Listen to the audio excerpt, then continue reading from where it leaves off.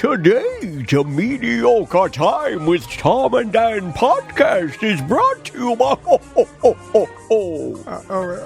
What are you doing? That's Santa Claus. I know what you were doing. Oh, you have spinach in your teeth. I'm hitting him with everything. Santa Claus spinach. Streamline Mortgage Solutions. If you have a question, Brian Zeimel's phone number is on streamlineflorida.com. Streamline, it'll tingle your kringle. And if you go to streamlineflorida.com and you click on the Tom and Dan logo, yes, Brian Zeimel's phone number is there, and you can text him or call him any question you have about your mortgage. Do not prank call him. and he'll answer it, and he'll help you and decide whether it's good to refi, which they're doing right now. They are. If you want to take some money out of the equity of your home, or if you're looking for the best rate for a mortgage, if you're buying a house, give him a call. He and can talk help you him. with all of that, and then on the end of the phone call, you can give him a homo says what. And why no, don't give him that. Yeah, I can't even say that. Yeah, I can't even say that.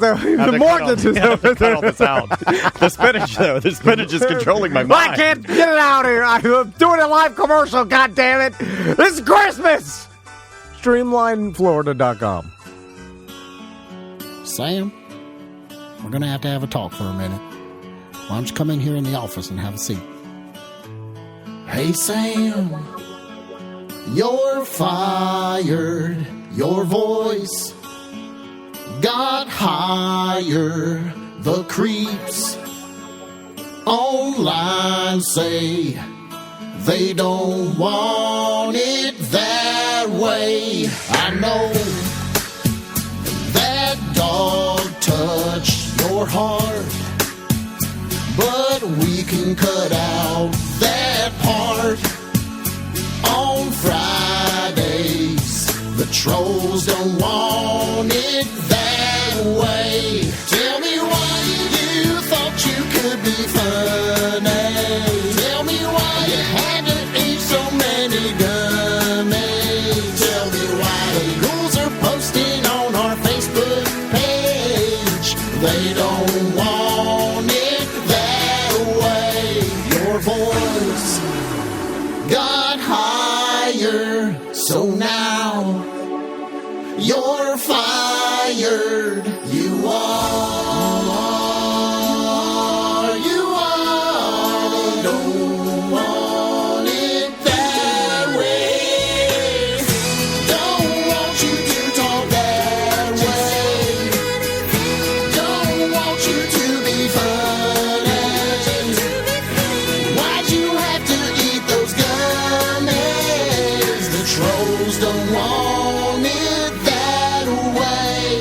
Oh, they don't want it that way. Hello. This is your Mediocre Time with Tom and Dan program. We hope that you will find our presentation precise, joke heavy, and just right. Thanks.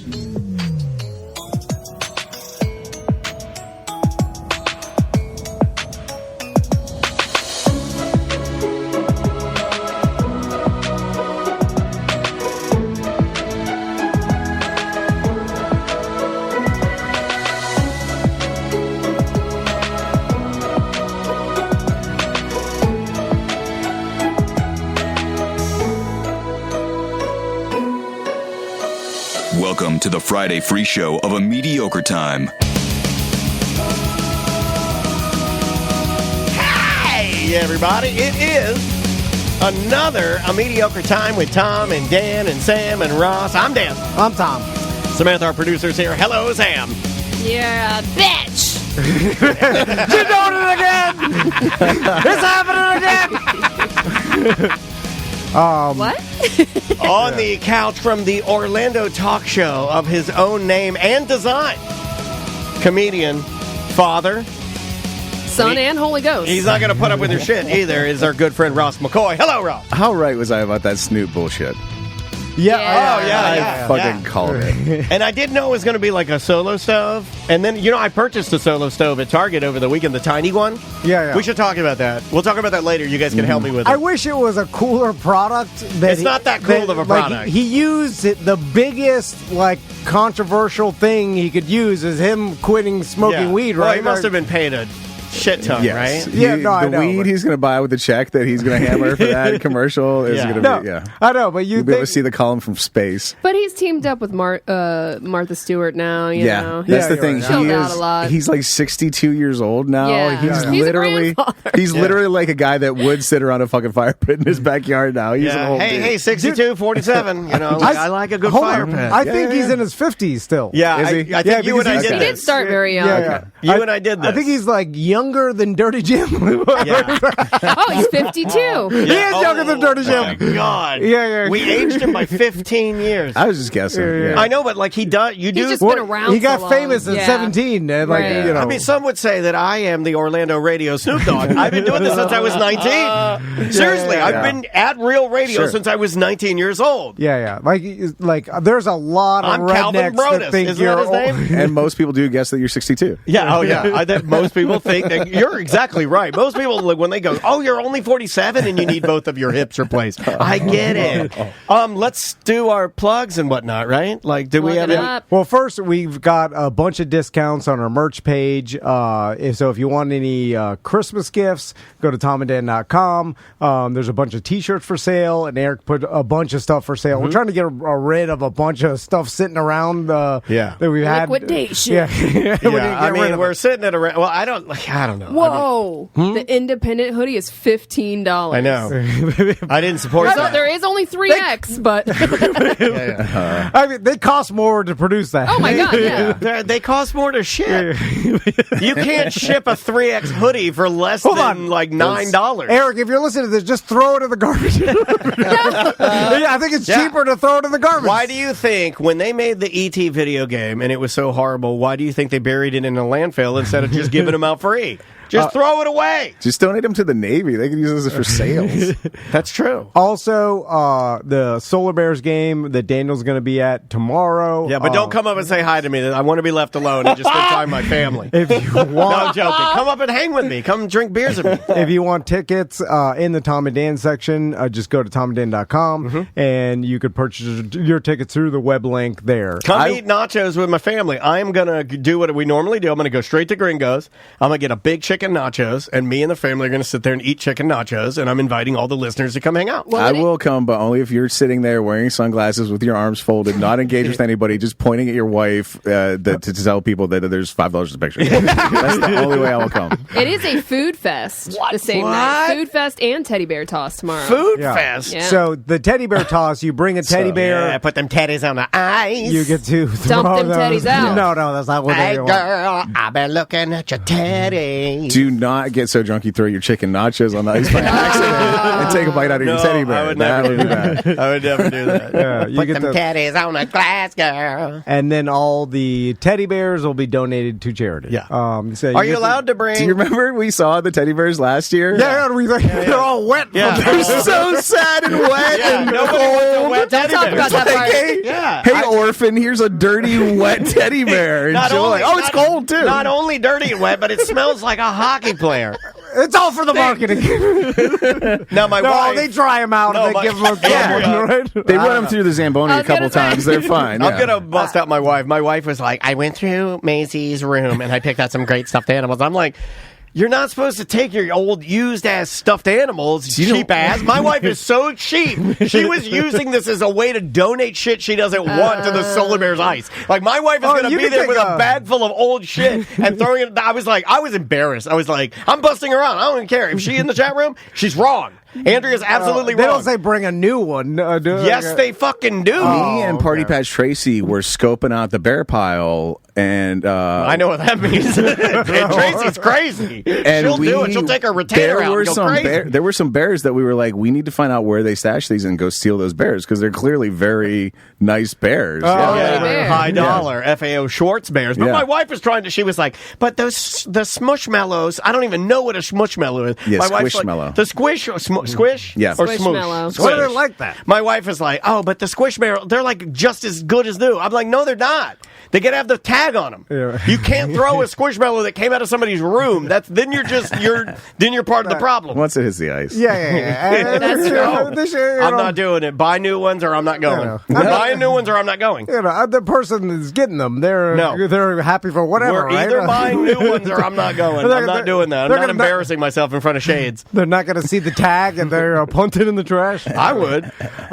So also the food truck fiesta is this Sunday. Eric will be out there, and he will have the $10 T-shirt rack and a bunch of other promo stuff. Tom and Dan sunglasses. We whatever you should want. put the $10 T-shirt rack behind the tent so people don't have to look at you while you go through it. You know what I mean? Because it's kind of like, I know, like when I walk by our tent, like I did at the beer fest, when I walked by our tent and I saw the rack over there and I'd see people picking through it, I'd be like, oh, look at this cheap ass. Seriously, put it behind there, put it behind the tent where you're like, oh, we have the specials, we have the knockoffs in the back. You go in the back and look at it. That way you don't have to be belittled. And Eric, you should take those 3 XXX hoodies with you and just pay somebody $5 to take them. Yeah. Or just wear them yourself. Cheaper. Isn't Eric a 3X? Take them yourself, Eric. You earned it. We got him a Christmas sweater for our Christmas BDM party that we're having. And that's next Saturday. We won't tell you where because BDM's only, but all BDM should have the invite in their Check inbox. your email. Could be in your spam. Or go to the BDM We had to send page, it from our friends' email In account. Russia. This is how shitty we are. No, We're we like, set up a MailChimp. It was the invite that I didn't want to pay for, so me and Tracy. Cheap ass. Okay, good. See, I told you we're so fucking cheap that Why did I charge you for 5,000 digital invites? What is that? Nothing. It's expensive. It's just digital numbers. What was that? They charge you per invite. I'm like, what the fuck? They do. Like we used to adhere to this company that we would send invites to BDMs and then they could click, yes, I'm coming, no, I'm not coming. But it ended up being like $700 every time we went to That's use it. ridiculous. And we can't afford that. And then me and Tracy devised a plan. We were like, what if? Look at these grifting fools. What if we just use an email program? You know what it is? Program? It's the equivalent. No. It's the equivalent of calling collect to your mom, and then when they say, please say your name at the tone. Come pick me up, Mom. Help, Mom. Come pick me up. Well, we were like, okay, there's a master invite, and then it'll be like Tracy's master invite, Can't say that. and then I'm master invite. and then all the other invites sent out will go through the master. So the You technically made it too we'll pay for one. complicated. You made it. The commoner invites. And then the other invites will just add to Tracy's master invite. But we didn't account for every. This is like back when my mom was in the PTA and like each lady had to call 2 more ladies and tell them to bring brownies to the goddamn It's a meeting. pyramid scheme. It's so complicated. It got all fucked up. And then, we didn't realize that every time someone clicked that they were going, it would send an email to Tracy's email account. Reply to all. And then so there's like filling up her account. She's like, my email's broken. I can't get no sponsor emails. Hopefully she Modern didn't Plumbing's say it trying like, to email she didn't say it You like know that. she didn't say it like that. I can't get no email. Help. Anyway. No, I will try to. So you don't have to RSVP. Well, so why do we even do that? Why did I you do wanted to it? see. Well, do, see it. do you see what you did? Do you see? Do you see? I will try to do this without giving away the location of the party, but I was talking to the manager of Embers the other day. And he mentioned that he was going to. So the manager of the place where you guys are having this party, I was talking to, and he mentioned he was going to have this Santa out. Yeah. That rides a motorcycle. Yeah, don't they all? Well, Find me one that doesn't. He'll be gay, guaranteed. in the course of this conversation, I had much the same thought of you. Like, oh yeah, like every guy with the fucking beard to his belly button. Yeah. That's turned white. He's got. Yeah. Since then, I've seen this guy because it's kind of in my neighborhood. Oh. I've seen this guy at the Publix in my neighborhood drive this particular Santa-looking individual drive his motorcycle up, and this motorcycle looks like a fucking reindeer. It has 8-foot fucking antlers on it, like garnished with bells and lights, and he has some sort of and the whole bike is done up. The whole bike is done up. Like, I couldn't even begin to tell you the You got an details. airbrush elf with her titties out on the side or something? That's what I want. Santa Claus pull up, you got 2 elves airbrush on the side with their titties out. If you told like some guy that designed artwork for vans, like draw me a picture of a motorcycle that looks like a fucking reindeer, this is that brought to life. Yeah. And I know Brendan has a bicycle that looks like a reindeer that Santa from Bad Santa and the Angry Elves, he borrowed that from Brendan O'Connor to ride into his events on.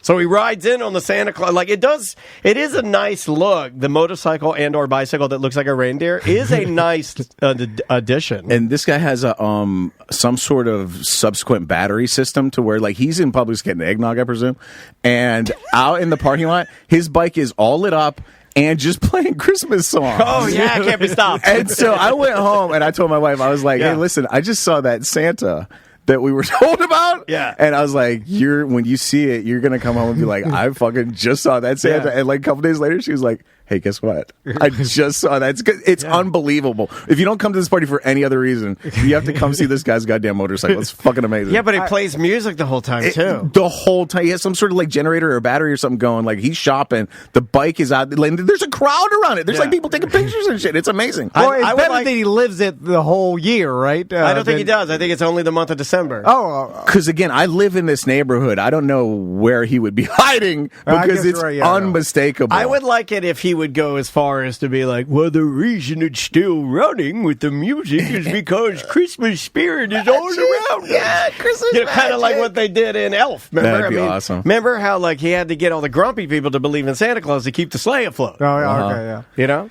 I saw some TikTok about Will Ferrell, like he pushed, like no one wanted to make that movie. And then I think he got some back end deal, like he funded it was something where like he was pushing to get this movie made, and nobody else it was like this is a stupid idea. No, this is not, and then like he got some back end deal, and then when it came out, obviously huge success, legendary Christmas movie, and then I think that made him stinking rich. You know, the only character in the movie Elf that I do not like is the son. Which son? The little, like, James Caan's son. Okay, yeah. James Caan's son, the punk-ass kid. Where, when he's holding the big book in Central Park. All right. And he's like, Jenny Thompson, you want a dolly for Christmas? Like, I fucking hate that kid. Kill him right there. Hate him. So, speaking of Christmas, we're going down to Miami this weekend, and then one of our friends is like doing a Christmas party with all our friends. You got an outfit for it? And well, they were like they wanted to do like a pajama or ugly sweater Christmas party. Pajama, I know what that means. And with the ass flap. So you'll be playing Marco Polo. So it's funny because I'm like, is this like a Playboy style, like sexy Santa Claus? Your wife is in like a gown and lingerie. Is it no kids invited? No, it's kids. And it's stereotypical. You know, it'll be all loud. my Miami friends. Everybody's running all around. Some kid knocks everything over. Which, by the way, I'm using the Tom and Dan Christmas sweaters that we made. Don't do that. Don't do that. It's a surprise. It's only supposed to be that night. We already, because I was like, great, I already have one made. White Claw. Wear your White Claw sweater. I gave that away because as a gift for Christmas. This motherfucker. You are cheap as hell. Just like my wife. The number of things that he has in common with my cheap ass wife is crazy. Absolutely. I think Andrea gave my White Claw sweater away to one of her friends. Well, because I was like, I'll never wear this again. Really? Why would I wear? White Claw still sponsored. You drink White Claw all the time. No, I know, but you have Christmas sweater. events. Yeah. You have an occasion right now where it would come in handy, and you could wear it. Yeah. There you go. Thank you, Rob. Well, thanks for bringing it up. Why we're talking about it. You brought it up, motherfucker. You brought it up. He didn't bring it up. We asked him to be here. God damn it. Anyway. Like him just yelling, God damn it. So that might be a somebody check the time on that. That might be a record for getting Tom to scream God damn it during the show. It's pretty new. Only 20 minutes in. Yep. So anyway, Crystal needed a ugly Christmas sweater, and she needed one for the boys or whatever. So of course we didn't order one. It was last minute. So last night she doesn't have one with her and Bart on the front. No, we got our new pillow. I believe it's that one all the way to the right. Oh yeah, that one looks fresh. Yeah, Big Tim's never sat on that one. You're right. The other ones are dingy. Oh man, Well, a lot of asses have been on those faces. they fade. Yeah. You know, like the new one's that one right there. Yeah, no, I know. yeah. It's the freshest one. Yeah, Definitely. they fade. When I get here, first thing I do is stuff Bart and Crystal up under my back for lumbar support. That's what Brendan does. As soon as Brendan gets here, he takes all the novelty Santa Claus pillows and surrounds his body with them. So last night, Thursday, I take Max to breakdancing, and so then Crystal was like, all right, I'm going to take Tommy to the mall and then to try to find some Christmas sweaters. So I'm like, all right. So I take Max breakdancing. So then on the way back, Crystal sends me an audio video. Well, I say because, basically she's recording the floor, but, recording for the audio only. She knows she can just do a voice message, right? Where it doesn't have to have... Anyway, it doesn't matter. Go ahead. This is Castleberry engineering here. So classic. She wants to get some footage, but she doesn't want to be caught getting the footage. Yes, yeah. Right. Mm-hmm. And so apparently, like they get to the mall, and Crystal didn't really have a plan of where to go, but as she walks through the ghost town, which is the Altamont Mall, that one's. Ugh. she finds a Spencer's Gifts. Where she's like, oh, Spencer's Gifts. I remember that. They have crazy stuff. They've got crazy They'll stuff. have an ugly sweater. I bet they got ugly sweaters, Yeah, right? you would think so, right? Now, when's the last time you've been in Spencer's Gifts? I know what's about to happen here. I've been in a Spencer's Gift with children, and and it can go awry. You know what's funny is that if you would have told me before this, I was like, hey, is it, can you bring kids into Spencer's Gifts? Yeah, I'm like, of course you can. Yeah, it's kind of made for them. It's all just dumb kid shit. Yes, Yeah. that's what I thought. And I haven't been inside of Spencer's Gifts in 20 years plus or whatever. They always had it. Some of them may have had it like behind a beaded curtain or something, but yeah, it's all out on the shelf now. Okay, yeah. Because then I was like, I think the real risque stuff. I'm remembering as I was when I was a kid or whatever. in They high don't school. really care anymore. About Yeah. the mid-2000s, they were like, no holds barred. Yeah. Elders everywhere. Yeah. Because I thought all the weed stuff and the titties were in the back. And 'Cause I remember- everything shaped like a dick. They have literally anything you could ever want. You want a potato peeler shaped like a dick? Yeah. Spencer's fucking Gifts. Yeah. So, so I'm thinking that like all the weed and the dicks are in the back because I remember when I was in high school, we'd go to the back and we'd look at the weed posters and we'd look at the Dicks. the tits. So we'd be like, all right. And so in the front, I thought it was the Calvin peeing on a Chevy sticker or whatever, Right. like all the Your rave gear. yeah, and stuff that's like chicken pussy, no fear. Excuse me? you know the chicken pussy, no No, fear. I don't know Pussy, that. no fear. Everybody Chicken pussy. drink your beer. I thought you were rapping. No, it's a chicken and a cat, Yeah. and they're calling each other the cat. Oh, I've never seen Oh, that. it was the most famous one. It was the cat calling. I was trying to load your picture. It's not working, but fine. I've got the audio. But it's a chicken calling a cat. The chicken's like pussy, and the cat's looking at the chicken. It's like chicken. Oh, wow. So, Missed that one. Yeah, I never saw that one. It's a either. legendary thing. So I'll describe what Crystal told me, where she said they walked into Spencer's, Yes. and Crystal not really. She's like, oh, a wall of Christmas sweaters, and so she went over there, and then she's kind of looking at them all, and then Tommy's just on his own. Tommy, Crystal said that it was like when the Here. kids get let into Willy Wonka's Yes. chocolate factory, but the room that everything's made of chocolate, the trees and the Yeah. fucking river. Yeah, here's an ugly sweater that you guys can see. I'll put these up on the video so people can see. This it. bitch loves Christmas. Yeah, and then there's one that has Horny and lit. yeah, it's a moose, and then it's the moose. He looks like a little drunk.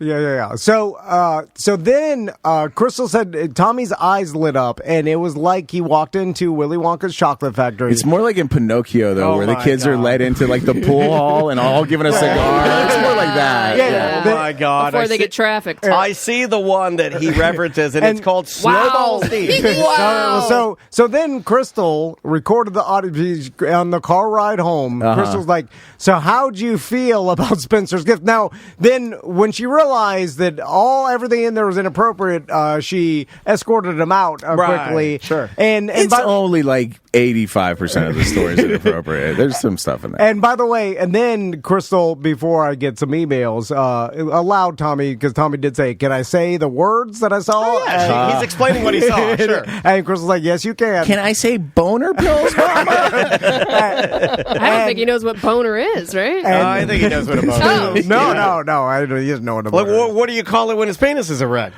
You don't go like, put your boner away. No, you know? no. I call, what do you say? No, the magic's happening. No, Like, no. I call that you're going to hell. Okay, that helps. I'm like this. So there's no reference hide, to it. I'm like, So hide that from God. Honestly, there's no reference to it being in a different state. You just act like that's not a thing. No, we say like sometimes your penis gets hard. Do you laugh like that when you say it? You go, sometimes your penis gets hard. Like Paul I'm like, Lynn. it happens to everybody. Don't talk about it. Shame him, yeah. Say not boner. good. It's fine. Shouldn't they know? Yeah, just say boner at this point. Sometimes your penis gets I hard. don't know what they learn it from Unspeakable. Oh, God. That's fine. Hey guys, it's me, legendary influencer Unspeakable, to teach you about your boner. Anyway, so It does make sense. The boners are unspeakable. Don't talk about it. So this is the audio Crystal sent me last night. All right, here we go. Stuff, and there's a fuck off hat. Oh my God! Hold on, it started early. Hold on. Okay, that's fine. It started early. Okay, here's So, I saw a snowman sweater, and it said "Snowballs deep," and where the penis would be was a carrot and 2 fluffy balls. And then I walk over to this thing to check out more naughty stuff, and there's a fuck off hat. Oh my God. And there's even more stuff that says like the F word and bitch and He already said fuck off hat. like the A word. the A word. Oh my God! It was a very happy accident that we walked in there. There we go. I like it. There you go. I like it that he went full fuck off hat, but then said and another F word. He's smart. If you're gonna get allowed, He knows the SEC rules. Well, no. If you're gonna get allowed to say something by your mom and dad, you don't waste it on A. Yeah. You say fuck off hat. Yeah, but then he said F word after that. And I'm like, yeah. you Well, already said fuck. you don't don't wanna be only good for egregious. one. Yeah. He knows what he's doing. He's still a little sweetie at heart. I mean, Yeah. the only reason this is funny is because he's obviously so fucking innocent. How great is that No, voice? no, How yeah. great is the voice, right? Uh-huh. When the best part of that for me, as an emotional boy, when I hear that, I like when he goes, and then I go over to check out more naughty stuff. When he says more Yeah. naughty stuff, what a great naughty. What? Because I remember Awesome. we went to Spencer's a lot when my kids were little, because at that time there was like a Doctor Who resurgence, and Spencer's was kind of like the headquarters for getting a sonic screwdriver, which is a Doctor Who thing. It was Tom. the only place you could find him, if I remember correctly. So we would end up going to Spencer's a lot for Doctor Who shit, and I just remember my kids would be like, "Oh yeah, look, there's the dick shelf." It was just like it was because they obviously were allowed to be on the internet. And stuff Maisie like that. is not there yet. I don't know if it's her school. I don't know if it's. Yeah, I will say that the amount of time she spends at dance keeps her, I think, kind of sheltered. Yeah, because she is not like I wore that fuck. Fuck That's Delicious shirt yesterday from I like that TV show, and now it's a YouTube show only, and she hates it when I wear that sweatshirt. If it has a curse word on it, she hates it. Yeah, well, she knows the curse words. Yeah, she knows what it is. She just chooses it's not her. She doesn't want to. That's not proper. Well, it's funny. Max is like Tommy has always liked bad words and always like been that. like fascinated with them or whatever. Doesn't say like he knows when to use. And I always looked at it like I've never heard him curse. You know, like if you know when to use it as like all right, it's not a bad it's a thing. word. Who cares? Yeah, you who know, cares? like eventually you're gonna have to realize that, like when and when not to use the word. So whatever, it's like I agree. Also, like You teach them about boners. You teach them about like safe harbor. Yeah, you got to teach about boners though. That's a big one. I did tell him I was going to play this on the radio, and he got excited. Did he about get it. excited? That's cool. Did you tell him that Daddy used to be in a DVD called Balls Deep? No, I didn't tell him that. Yeah. The ball I'm gonna get him a copy. Oh, that's over his For head. Christmas? Yeah. There are titties on the front of it.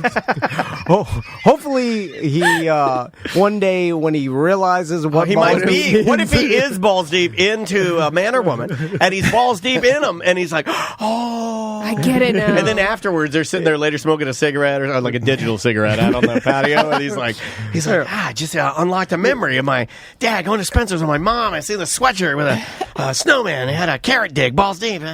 Anyway, what if Tommy watches Balls Deep? He sees you, he sees like some porn with you dancing in the background of it, in the bear suit, because that's what that shit is, right? It's no, Balls Deep was the Monsters DVD. That was a radio. Even worse, the porn is fine. I want him to see. By the way, I was not in that video. You weren't, Sam. That was pre my time there. Oh, really? That was the 90s. He is. Were you the one after that? He's in the.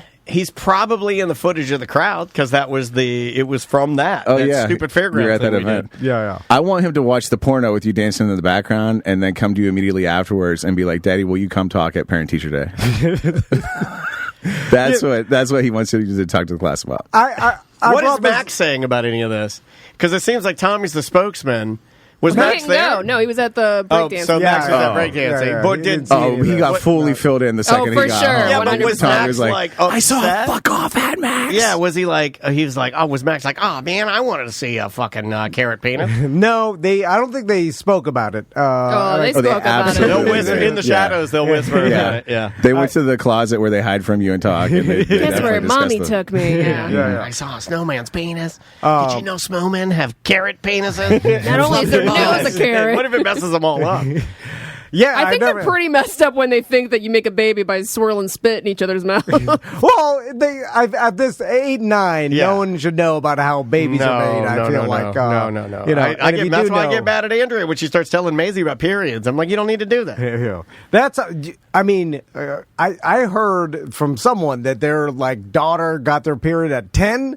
And I was like, 10? 2 years. And I was like, oh my God. It happens. I thought it was a teenage thing. I thought so too. It's different for everybody. Yeah. And I was like, holy shit, 10 years old? Anyway, 8-year-old. The 8-year-old. Like, that's Maisie right now. Yeah. I don't want to think about that. Yeah. So, Merry Christmas. So, Ross, what have you been up to recently? I don't know. I've been at it. You know what I just did? What? This will convince you the world's topsy-turvy. Seth Petrozelli just had a kid. Yep. Yeah. I just took a personal training certificate. No, really? Yeah. Nice, man. So, how do you get that? So what I have done is I've earned a piece of paper that will assert that a computer will attest that I took a test online, basically. Oh, okay. So, but you are a certified personal trainer? Digital trainer. So there's a different test where if I go in person and take a proctored test, I'm a certified personal trainer.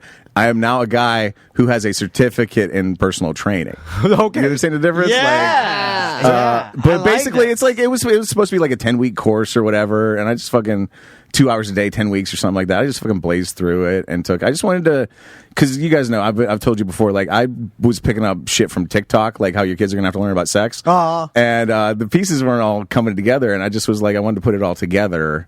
And so I talked my wife into buying me a personal trainer class.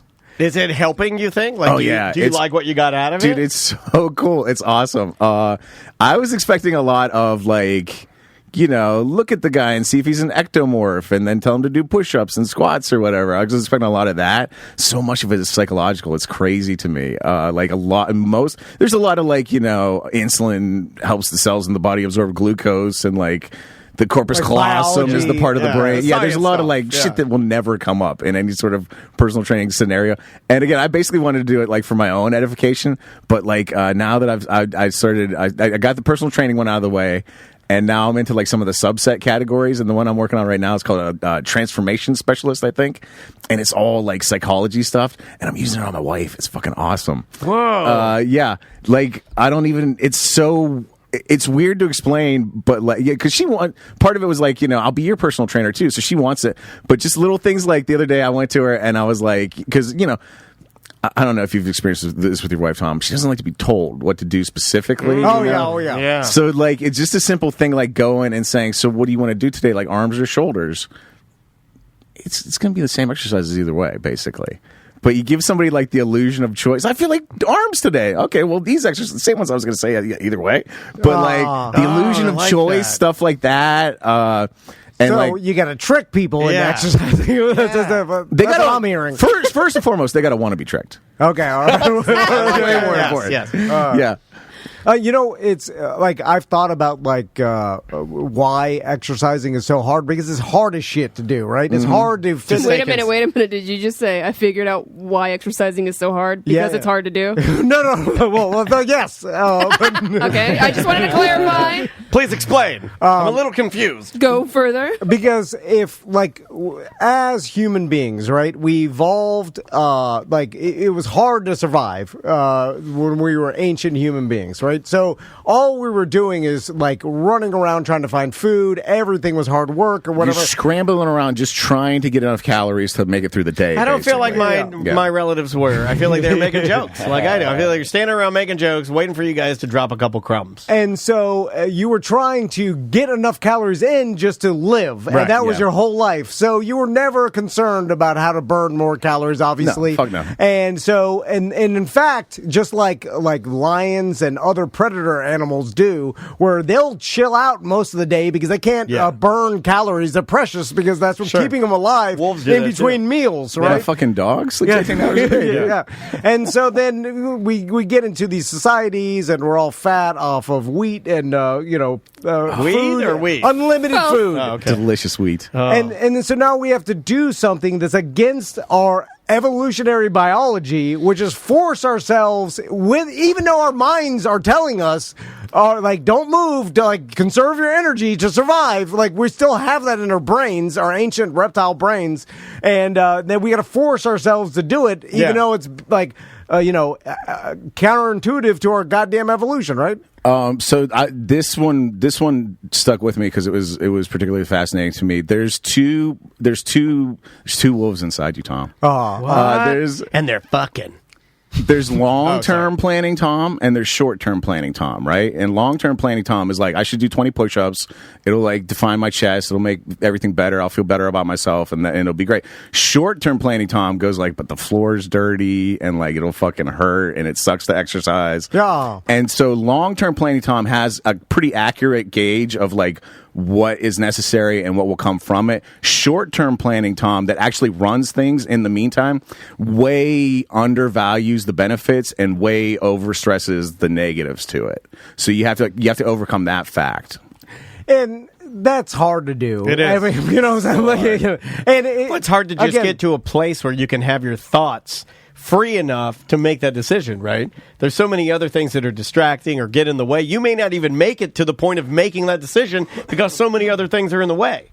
And another one that stuck with me is this is all stuff from taking an open book test that really stuck with me. I'm proud of you, dude. I think that's really cool. It's also the most 180 of a thing, right? Yeah, it's such a cool fish out of water thing to do. And I'm because if you think about this 4 years ago, 4 years ago, I'm thinking about when I just met you. Yeah, this guy's going to be a personal trainer that or have fat piece of shit. Well, no, but just seriously, anybody could be, change their life, and it's you true. did. That's awesome. Yeah, make up your mind, do something. Yeah. So you get the more times you say no to something, there's a resistance to that, and it wears away, and eventually you just don't have any more resistance to it.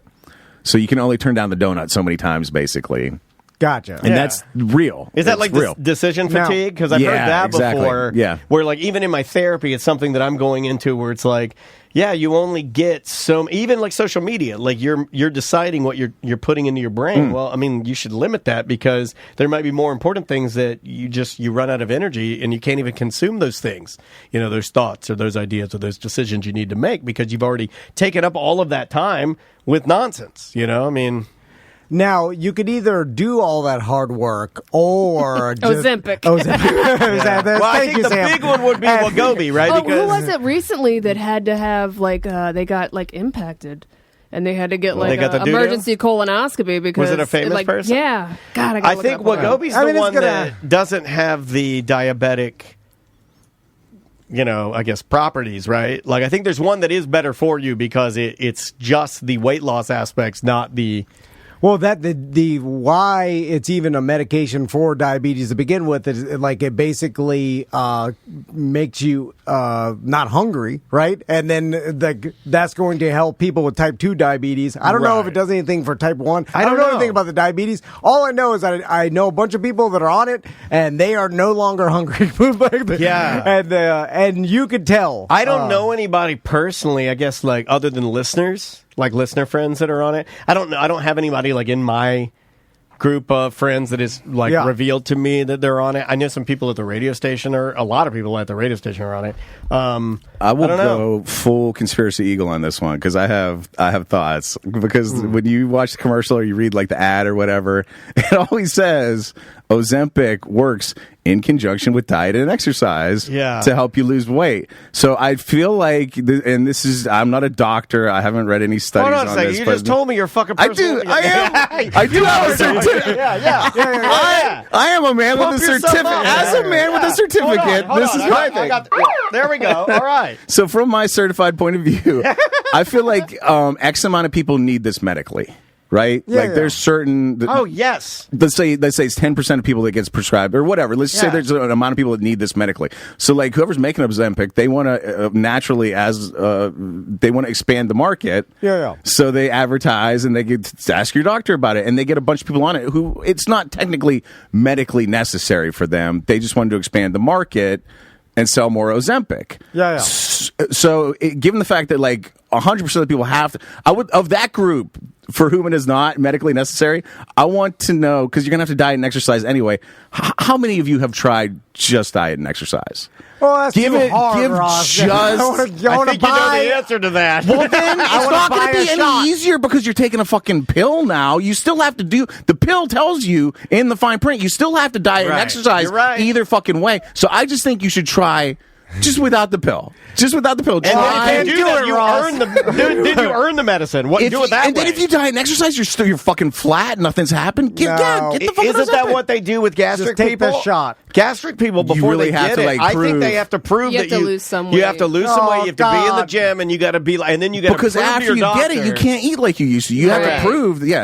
We knew a guy that got that done, and then somewhere along the lines, and you'll help me with this, but we knew a guy. One of the only people I know that got gastric bypass done was a black guy, sales guy at the radio station, and then eventually, and he couldn't swim, and then eventually he was being pulled behind like a boat, and you were riding him, right? Like, what has that have nothing to do with the gastric bypass? But it was just an aside that the only person I know that had gastric bypass, a couple of BDMs guy that you held on to and rode him like a big black inner tube. We know some BDMs that got gastric bypass. It's worked well for them. Oh yeah, the two people that came in here, they look great. And listen, I mean, if this is America, whatever you want. You can buy the drugs if it helps you lose weight. This is America. If you want to fly to another country and get fucking medical surgery, I want to do that. I want to go get. I want to go get my nose done and get my legs lengthened. I'll get some bigger legs. I would get my hips done while I'm there. That's gonna hurt. Oh, it's all gonna hurt. I would get some stem cells. I would get some like whatever the rich people like blood transfusion or whatever the fuck they're doing. I want a cute little Michael Jackson nose. There's meanwhile, what I can afford, I recently got a tube of Kirkland testosterone pills. It's testosterone support vitamins. You get that great value? Oh, that does nothing. Oh, yeah. You need the straight shot. Yeah, I absolutely do. If it's not in a shot, it's not working. Dude, speaking of shots, my drug dealer was just telling me about this new thing. You've heard of melatonin, right? This is what I want. This is what This is what I've been saying for the last fucking 3 weeks on the show. I'm saying not melatonin, but melanin, the one that makes your skin tan. That's not what Okay, they're now making a synthetic version of it called Melaton, I want to say. Sam, you can Google that, see if I'm right with that. Melaton. And so it's an injection. You can get a subcutaneous injection of it. And what it does is it makes you tan better. So like your Mr. Olympias that want to roll in looking Soul like... Man. Yeah, they are. Yeah. I want to go straight black Soul Man. It's exactly like the principal Soul Man. It's like... It's not blackface. So you inject it. I'm pretty sure it is. No, it's not. I didn't know. I didn't know when I took the pills. Listen to what this shit does. It makes you tan better. It helps you lose weight. And it gives you against your will giant erections. I'll be the littlest, blackest horny money. It's also, for whatever reason, nicknamed the Barbie drug. I think because it helps you like tan up and get cut or whatever. I'm gonna like Gary Coleman with a hard dick. And honestly, God, I was like, where do you get this? And then when it shots scare me. I can't do needles, but side effects include darkened skin, increased moles and freckles, nausea, vomiting, loss of appetite, flushing of the face, involuntary stretching and yawning, and spontaneous erections. I want random boners and moles. More moles, please. Nobody said that ever. Because we were the way he told me about it, and then we watched a little video about it, and the guy in the video was explaining he used it. He was like a bodybuilder, and he used it to tan up for competitions and stuff. Yeah, and he was like, the one thing that can't go wrong is you can't get too dark. Like it will. You can't come out looking like just roast turkey straight up. How does it make you tan better? I want it. It's some kind of synth. From what I like, let's do a tan off. The person on the show that can get the tan is $10,000 prize. Okay, so it stimulates the pigment cells in your skin to produce more melanin, and this makes the skin look darker. Yeah. The Tom and Dan so it tickles African your challenge. Pigment. Who can get the darkest? And why does I could. Why does it affect your boners? Well, obviously, the darker the berry. It's stimulating everything. No, because the darker the berry, the sweeter the juice. This guy doesn't know that. Hey, look, there's some stereotypes are in pill form too. I thought boners had to only do with blood flow, more blood opens up your capillaries and your boner. Well, that's weird. I'm gonna be walking around Baldwin Django. What if it just gets your boner tan? I want a tanner. I need a tanner boner. Is it already tanner than the rest of your body? Mine is pale? not. Weird. Mine is the same color as my belly, and it's off-putting. I'm sad that Tommy would listen to this whole conversation not even knowing what we're talking about. I know he wouldn't. I hope he doesn't Steve, what? listen to the show he is on. He's He like, will. Of all the kids, Tommy's going to be the one. All right. I can see it. Let's take a break. When we come back, we're going to do some news, maybe. Ross? I got a thing for you. Okay, I got a thing for you. And right. then we got some dump them out stuff. Cool. The name of the band is Territories. The name of the song is Superhero. We'll be back with more on Mediocre Time with Tom and Dan. 1-844-TOMNDAN. Show at TOMANDDAN.com for emails. We'll see you in a bit.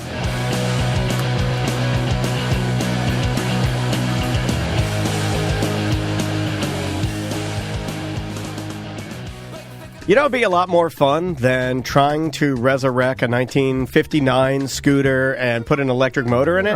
Just going to Seminole Power Sports and buying an awesome vehicle that runs, that doesn't require all these stupid parts from all across the globe that are overpriced. I could just go there, get a nice used side-by-side, load up my cooler, and head out to the woods and just say, F it. I'm done with a stupid project. If you're looking for great gifts, Seminole Power Sports has them. Helmets, jackets, riding gear, gloves, apparel, parts, everything you need on that end. Or maybe you want to surprise your hubby or wife with a brand new scooter or a motorcycle or four-wheeler. Side by side. Or maybe they got a bike. They might have a bike in their garage that they've been complaining about, like, oh, the oil, I don't have time to... Get them a gift certificate to the service department. Yeah, 100%. Take away something they don't want to do. I've used their service department many times. They're great. I should use it for the stupid scooter. So just take it down there and say, can you guys just fix this? So Seminole Power Sports right there in Sanford, Reinhardt Road. There's also Seminole Power Sports North in Eustis. They got Suzuki brand up there, but they have great apparel. They got Yeti coolers. They got Honda generators. They got everything. Motorcycles, scooters, cruisers, street bikes, dirt bikes. I mean, they got it all, man. Also, pre-owned vehicles. It's SeminolePowersports.com.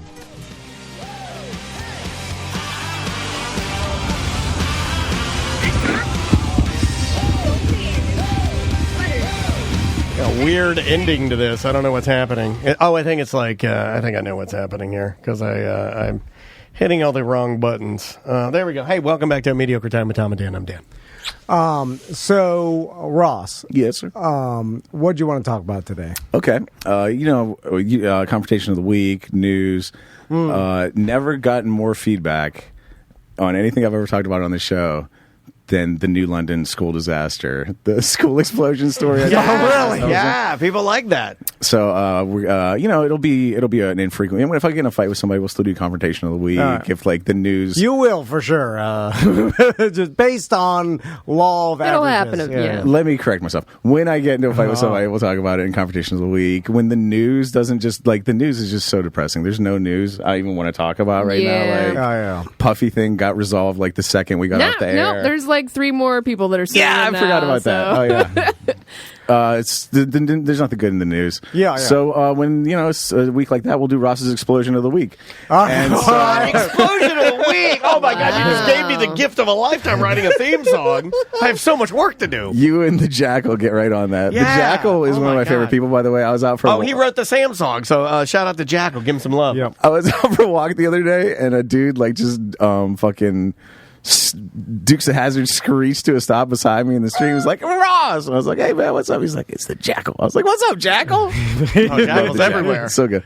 So explosion of the week. And the reason I got into these is the New London School Disaster I was telling you guys about. Yeah. If you go to the Wikipedia, down at the bottom of the New London School Disaster Wikipedia is a list, or, now it has suggested links for you. And so I got deep, you might say snowballs deep, into the Wikipedia list of the largest non-nuclear blasts ever to occur. Yeah, because nuclear's cheating, right? Yeah, once we hit the nuclears, they were just big. So dude, it's a treasure trove of gunpowder caches going up and stuff. Did you know, for example, the Parthenon was a whole building basically until a couple hundred years ago, until one army decided to put a bunch of gunpowder in it and store it, and another, I think the French shot a cannonball right into it and blew it the fuck up. I think that's one of the coolest things you do when you do go into a city, is that you find the landmark and then you make that your new headquarters. And then you put all your cool stuff in there. Oh, yeah. If I were taking over Orlando, the TOMANDDAN Army, and we took it over, we'd go right to the mayor's office, and we'd fill it full of sports cars and tanks and stuff. Or you live inside the Lake Eola fountain. And you live inside the fountain. Hard to get out there. Got to take a swan boat every time I got to go out there. Time to go to bed. Give me a swan boat. Also, fertilizer plants blow up a lot too, right? Yeah, there's a lot of that. Remember that one we watched the video of? Was that in South America or was it in the Middle East where it was a fireworks plant? Do you remember that? Oh yeah, fireworks. And we plants, watched the video, gunpowder. and it was just remember, it was underground, I think, and it melted the city. Well, there was one. It was a couple of years ago. We were in this studio. We watched the video where it was I think an underground fireworks depot, and it melted. It's usually a city. Market. It's usually a fireworks market, it's straight spark, and it goes up. Yeah. Or military storing old weapons or bombs or whatever. Yeah, we could be on one right now. I mean, we're on an old military site here. All right, Ross. What you got? In a case of let's talk about the Battle of the Crater. All right. The Battle of the Crater. Yeah, dude. And this is a crater you can still go see to this very fucking day. That's how big this explosion was. This is during our American Civil War.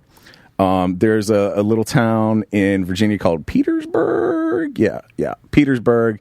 And it's kind of important because a bunch of the main railway lines meet there and then go to Richmond. So it's kind of I know what they do there. Richmond, around there. Fudge Round City. So the Union really wants to capture this town, so they got a rail line right into the Confederate headquarters, basically, right? So Petersburg, the Confederates are all dug in, and it's a situation where they kind of have they have some forts, but the majority of it, it's not it's a siege, but it's not like your medieval siege where there's walls and shit. It's all trenches and dudes with muskets and stuff. So there's a fort here or there, but a lot of it's just trenches in the dirt, and they're shooting at each other. There fort, but normally it's some trenches. So yeah, go ahead. No, I just feel when it was trench warfare times, Civil War, World War I and stuff, they would get so dug in that it was. I think Ross probably read about this. In World War I, there was areas where they both armies were so dug in that there was no ever breaking through because it was literally impossible. There's so many a permanent stalemate, miles of trenches and stuff that there was no possible way another army could even break through that. Got wild. Got crazy. So these guys, similar situation here. A bunch of trenches that these guys can't break in. They're stuck on, the other guys stuck on the inside. So a dude comes along and says, hey, we should dig up under this particular fort on the line and shove a shitload of gunpowder in there and blow it up. All right. And so the general's that sounds like an idea. And I think whoever's in charge, Grant or somebody, goes you know what? All these dudes are just fucking sitting around anyway. Give them some shovels. So they come up with a situation where they dig a long tunnel from their position up onto the battlefield, and they end up 50 feet underneath this fort on the defensive line on the Confederate side, right? Okay. And it kind of is a situation where, like, you know, the generals are like, well, shit, they went and did it. And so maybe we should use it. And they have like this big battle that goes like terribly wrong for them a couple days before. So they're like, you know what? Let's blow that fucking thing up. That we still got that trench.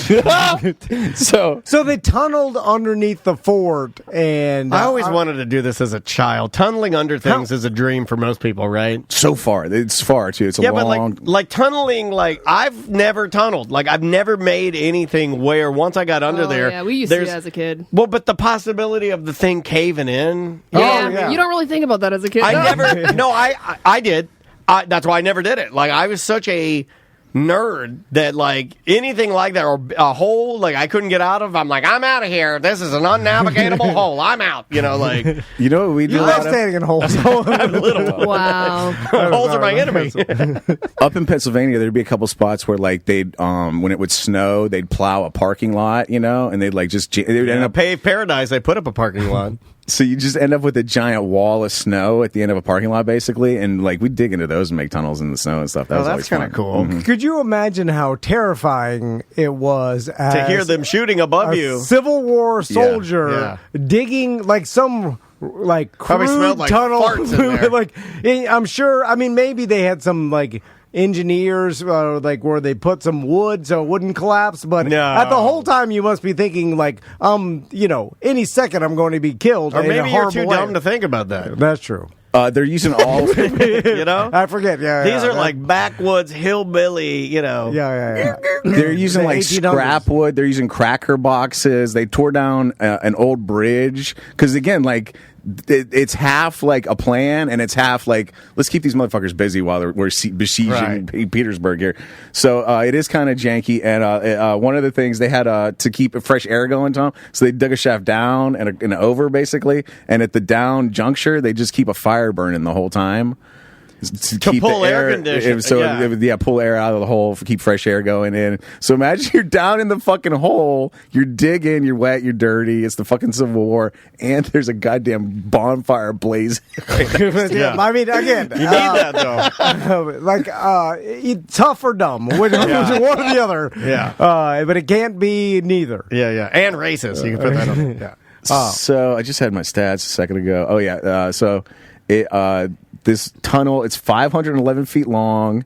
They get to the Confederate side. They pack in 320 kegs of gunpowder. That's way too many, isn't it? 8,000 pounds of gunpowder. Why did they do that? They really. I mean, this was like they were wanting to make sure it gets done. Yeah. 300 barrels. When you get into the Wikipedia barrels list, are like this. Our barrels are like. Yeah, I think I thought they were like this. A pony keg? I thought you carried them. Like a tiny pony keg barrel. I'm just going on cartoons, guys. Like, seriously, gunpowder. I always thought they were little red barrels. It's not like a whiskey barrel. Right, that's a liquid. no, that's too gunpowder barrel, smaller. Yeah. Divided 8,000 by 320, and that's how much per keg of gunpowder there was. Did they have some enormous cavern at the end of the tunnel to fit all this stuff, or did they just load it into the tunnel? They must have had a room. Yeah, like, under the target. Yeah, which, by the way, 500 plus feet. A football field and a half. Way far. Like imagine like starting in a tunnel and going a football field and a half. What, digging it? Yeah, and then by the way, imagine all the people carrying the gunpowder down. Where is this at again? Waiting to die. Petersburg, Virginia. So red clay, that's hard to dig through. Right outside Richmond. That's going to be hard to dig through, right? That's all red clay up there. And the tunnel, 3 feet wide, 4 feet high. We're 4.5 feet soft. high. There's no way. If we were like, I couldn't do this for any amount of money with all of my friends. And so at the end, Tom... How would you do it? It's all red clay. They call it a T shape. They kind of dig a perpendicular area, 75 feet in both directions. So it kind of tees out at the end. And so they pack all the gunpowder in there. They pack the end of the T with a bunch of dirt. So it doesn't just like... This is what they did in Game of Thrones. It's right? very similar, yeah. With the fucking liquid that Tyrion said, this is what we got to do, and then they packed the one room, remember, with all the shit? You know, the latest hardcore history is like a Vikings one, and there's a they fight some Byzantine like Romans, who basically do the fucking Game of Thrones. Yeah, everything's stolen from history. It's from history. I mean, this sounds very similar. So they pack all the concrete, they backfill it with dirt, so like the blast doesn't just blow out the tunnel. You know, well, you need that. Yeah, if you backfill it, then you're building the pressure that's going to shoot it up. So they got this blast all planned out. Again, they have like a I think 3 days before they blow it, they have this battle that goes like real poorly for them. So they're like, you know what? Let's light the fucking fuse. And so the plan was 3:30 in the morning of July 30th. They're gonna light the fuse on this thing. They light it, but they got real shitty fuses. They don't have good fuses at all. They get it working, so like... Oh, imagine you light the fuse, you're waiting for it, and then nothing happens. It's like a mortar that doesn't go off, and then you're like, all right, send Randy. Yeah. I was going to say, you send your dumbest guy. Except I was going to say Remy. Yeah. and then that guy, imagine how terrified he is going through the tunnel, like finding... Because what if it's just you got to lie back to him. You got to lie to him. You got to say like, hey, I think my wife made her one of her special grilled cheese sandwiches over there. You know, like, go check it. You got to lie to him. Oh. Get Randy in the hole, yeah. Where'd you put the sandwich, boss? As he walks over there, bluey. So it takes him about an hour to get the fuse together. So 4:44 in the morning, this thing blows up. God, we're an hour and 14 minutes off. A crater 170 feet long, 120 feet wide, and at least 30 feet deep blows up. Immediately kills 278 Confederate soldiers. And for an half an hour, they're just flummoxed. They have like no fucking idea what's going on. They're in disarray. Okay, imagine it's 4 or something in the morning. Oh my God! It blows your nightshirt off. You literally fly into the air. It went off under a fort, so that all that shit goes into the air. All those dudes are in the air. Oh my God! You land in a field, cows are falling near you. You're just like, what the hell? Imagine you get up and you're taking a big rum shit in a hole. You're just walking around, you'll burn up. You're like, what the fuck? Oh man, that's terrible. So the plan was blow this wad, make a hole in the defenses. Some dudes will run up and throw some boards over the hole, and we'll run across the boards into the Confederate, area. Game of Thrones. And we're in there. We're in amongst their defenses. We're past the barrier or whatever. Either like the boards weren't long enough, or those dudes were like, for some reason, no boards got laid over the hole. Okay. So instead of running around the crater, the Union troops run down into the crater. The flaming crater. It sounds like what dumb people would do. Right?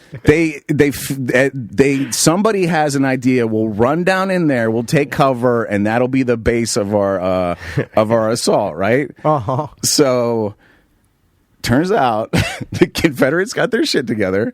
They were like, oh, there's a big old hole full of, the Union troops, and they just start shooting down into it. Oh, like fish in a barrel. Oh, my God. It's a murder, isn't it? So it doesn't work. It turns into what one... Damn, they're killing us in our own hole! It's so disrespectful. General William Mahone called a turkey shoot. Oh, yeah, turkeys are dumb. So the general on the Union side, instead of saying...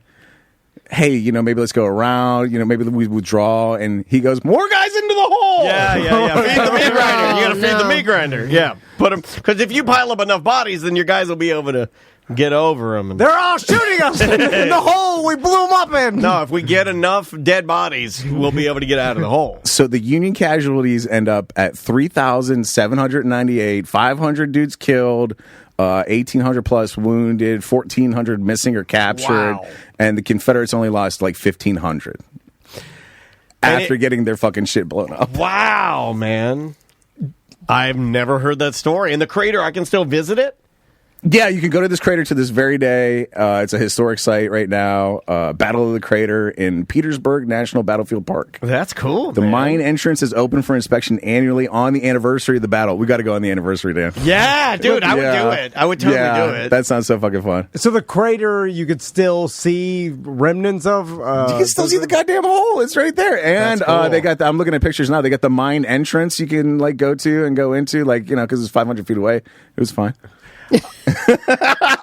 There were people that survived this, and then went back to their lives. I mean, I was like, there's a movie about this. You're seeing. Is there? Yeah, somebody in the chat room, Grady Seasons in our Twitch chat room says the movie had Jude Law and Nicole Kidman. Oh, okay.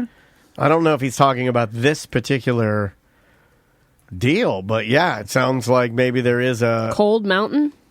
Is Cold Mountain the story of this particular... Classic love story and devotion set against the backdrop of the American Civil War. A wounded Confederate soldier named W.P. Inman deserts his unit and travels across the South, aiming to return to his young wife, who he left behind to tend their farm. Maybe they weave it in there makes for his some perilous journey home, struggles to keep their home intact. It doesn't go into detail He like like this. Forrest Gumps his way into the Battle of the Crater or something. Yeah, they're like, they what's added that. Yeah, find a good battle. The crater was added there. You know, that's good. I love Explosion of the Week. This one was fun because, like, you know, turning winning into losing is always fun. You know, yeah, man. And then the general just saying, "Keep running into the hole." He's just sending dudes to his death. That used to be an old school military tactic where, like, you're sending everybody you got, and as you watch I still them do it in video games. I still do it in video games. I just keep smashing people. You're just like, send more, and eventually, meat grinder. Yeah. Anyway, it's crazy what people went through in a time where already just living was rough, and then it's like you add these kind of things. You know, it's fucking nuts. I wonder if there was ever, like, you never hear about, because we think about this now, about like us being softer, and we always say things like that, like, oh, we're softer now, yada yada, this stuff like that. But there had to have been one dude when the general was like, they blow the crater up, and then he saw the guys that were dead, and they're like, and the general's like, more guys in, and the guy's like, nah, no, you know, and he just well, they shoot slowly. you. Right. I don't know if they did or not. I don't know if you'd like Absolutely. sneak out and be like, oh, I got sick, and you go to the bathroom, and then you just run to the woods. You're just like, I'm out of here. These guys are idiots. Yeah, there was tons of deserters all the time in every war. I think even now, there's people that desert their families. Just like, you know, like this morning there was a deserter. It just didn't want to like make toast for his daughter. You know. All right, let's take another break, and when we come back, we'll blow through some dumb out topics, maybe take some voicemail calls. I like it. What music do we have? The band is Manor Gates. The name of the song is Yeehaw, and then we're going to end the show with a Christmas tune from, and I don't know how this ended up on my desk, but it's from the record label. It is a re-release and re-recording of the Winona Judd country Christmas song, Beautiful Star of Bethlehem, that we are allowed to play. And it's like more of a traditional style. I love traditional Christmas music. So yeah, you're going to get a Winona Judd song on the end of this, but it's only because we're allowed to play it. So enjoy Manor Gates and Yeehaw. We'll be right back. 1-844-TOMNDAN. Show at TOMANDDAN.com for emails. And yeah, Winona up next.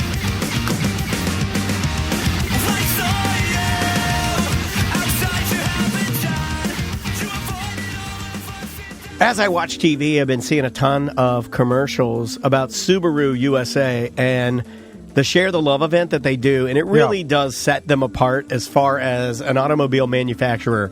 The amount of money that they give back and the charitable works that they do and their just commitment to like the environment, it really does set them apart. It does, and it all goes to local charities in each dealership. So like the Subaru dealership that's been advertising for us or with us for over 10 years now. A long time. It's right there on North John Young Parkway. Talk to Mike Stacks if you're interested in purchasing a Subaru. But they will donate $325 to a local charity for every car they sell. Yeah, so, or leased. Yeah. I mean, even if you jump in there and you don't want to buy it, you just want to, you get that BRZ and you're leasing it, they're going to give at least, just the minimum is $325. Yeah.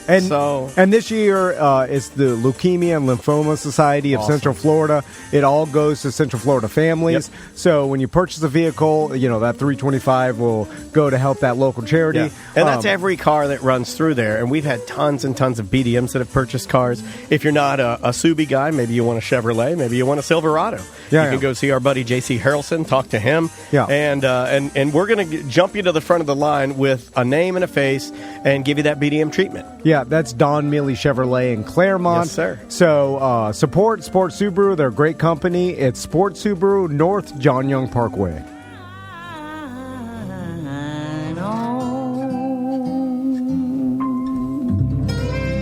Oh, yeah. I like that. Winona Judd with Beautiful Star of Bethlehem. Singing back up on that is her husband, Cactus Mosner. There you go. A little Cactus Mosner. Cactus Mosner. It's a little fun fact. So welcome back to A Mediocre Time. If you're looking for a good gift this holiday season, manscaped.com. I was going to say, if you've got a cactus growing on your Mosner, then you should buy yourself the brand new Manscaped Lawnmower 5.0 Ultra, which is for groin grooming, folks. If you named your baby Cactus, you should when you check out, use promo code TOMANDDAN20 for 20% off your purchase. Free shipping worldwide.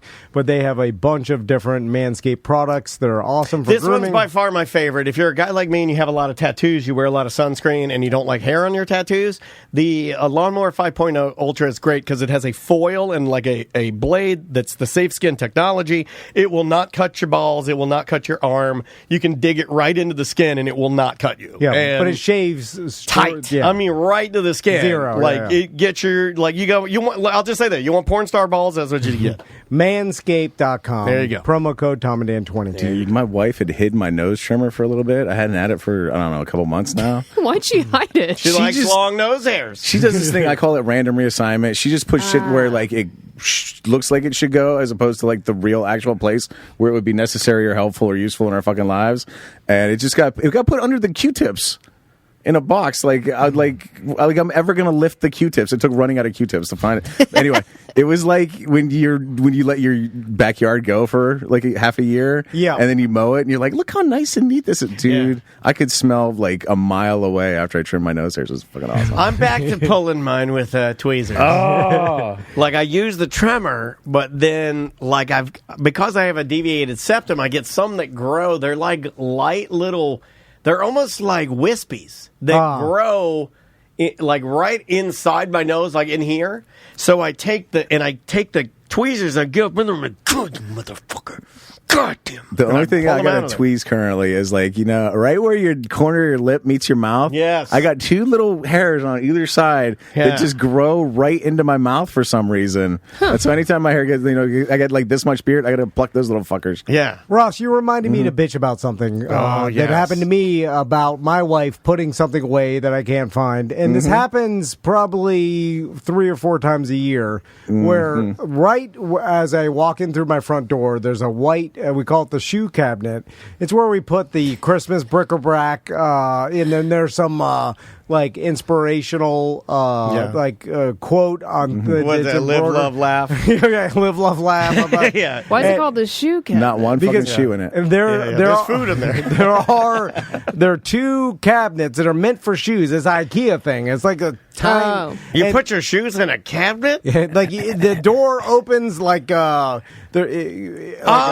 trash bin. Yeah, a trash bin. And you put load your the shoes. Yeah, in. that's kind of But cool. at the top, like for your mud room. There's what I like to call is the Florida bric-a-brac drawer where the junk drawer. Super glue, keys you don't know what go to, cheapo batteries, tiny screwdriver. Anyway, twist ties.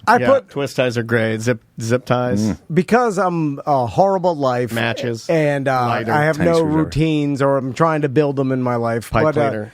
I put my wallet and keys and sunglasses on top of this cabinet, right? I think this is a great place for it. That's right. Yeah, that's right. It doesn't matter, really. Just pick a spot. Great place for it, right next to the shoe cabinet. And then, I recommend get a little bowl and put it in that spot, and then it's like a little bowl, right? Yeah. Get a man's bowl. But I just put them up there, and then that's where I know that they're at all the time, right? I'm proud of you. And so, but every 3 or 4 times a year, I go and look, and not there. And then I'm like, oh, God damn it. And then I go around the house trying to figure out where. Then I go back. What pants was I wearing? Yeah. Did I have a fanny pack? What? And then I asked Crystal finally, and then she's like, I put them in the drawer, in the junk drawer, in the white, like, basically I just... No, you put them in the drawer, you'll not see them. I opened it up and just scooped them in there and closed it. That's not where it goes. Because I don't want that, your wallet and keys on top of, that's where I put the they have Christmas to stay on top so you see them. Yeah, that's right. And she's like, it's just in the drawer. No. And then I'm like, yeah, but every time this happens... Then you happens, have to leave the drawer open so I remember. And then I'm like, how spotless is like, oh, you can't have the keys. Then I look around, there's dirty dishes. There's some other things. Don't bring any of that up. It starts with the wallet and keys. It starts with you. But it's like, how about we get to the point where everything else in the entire house is spotless? Last move. Like, the last thing is like,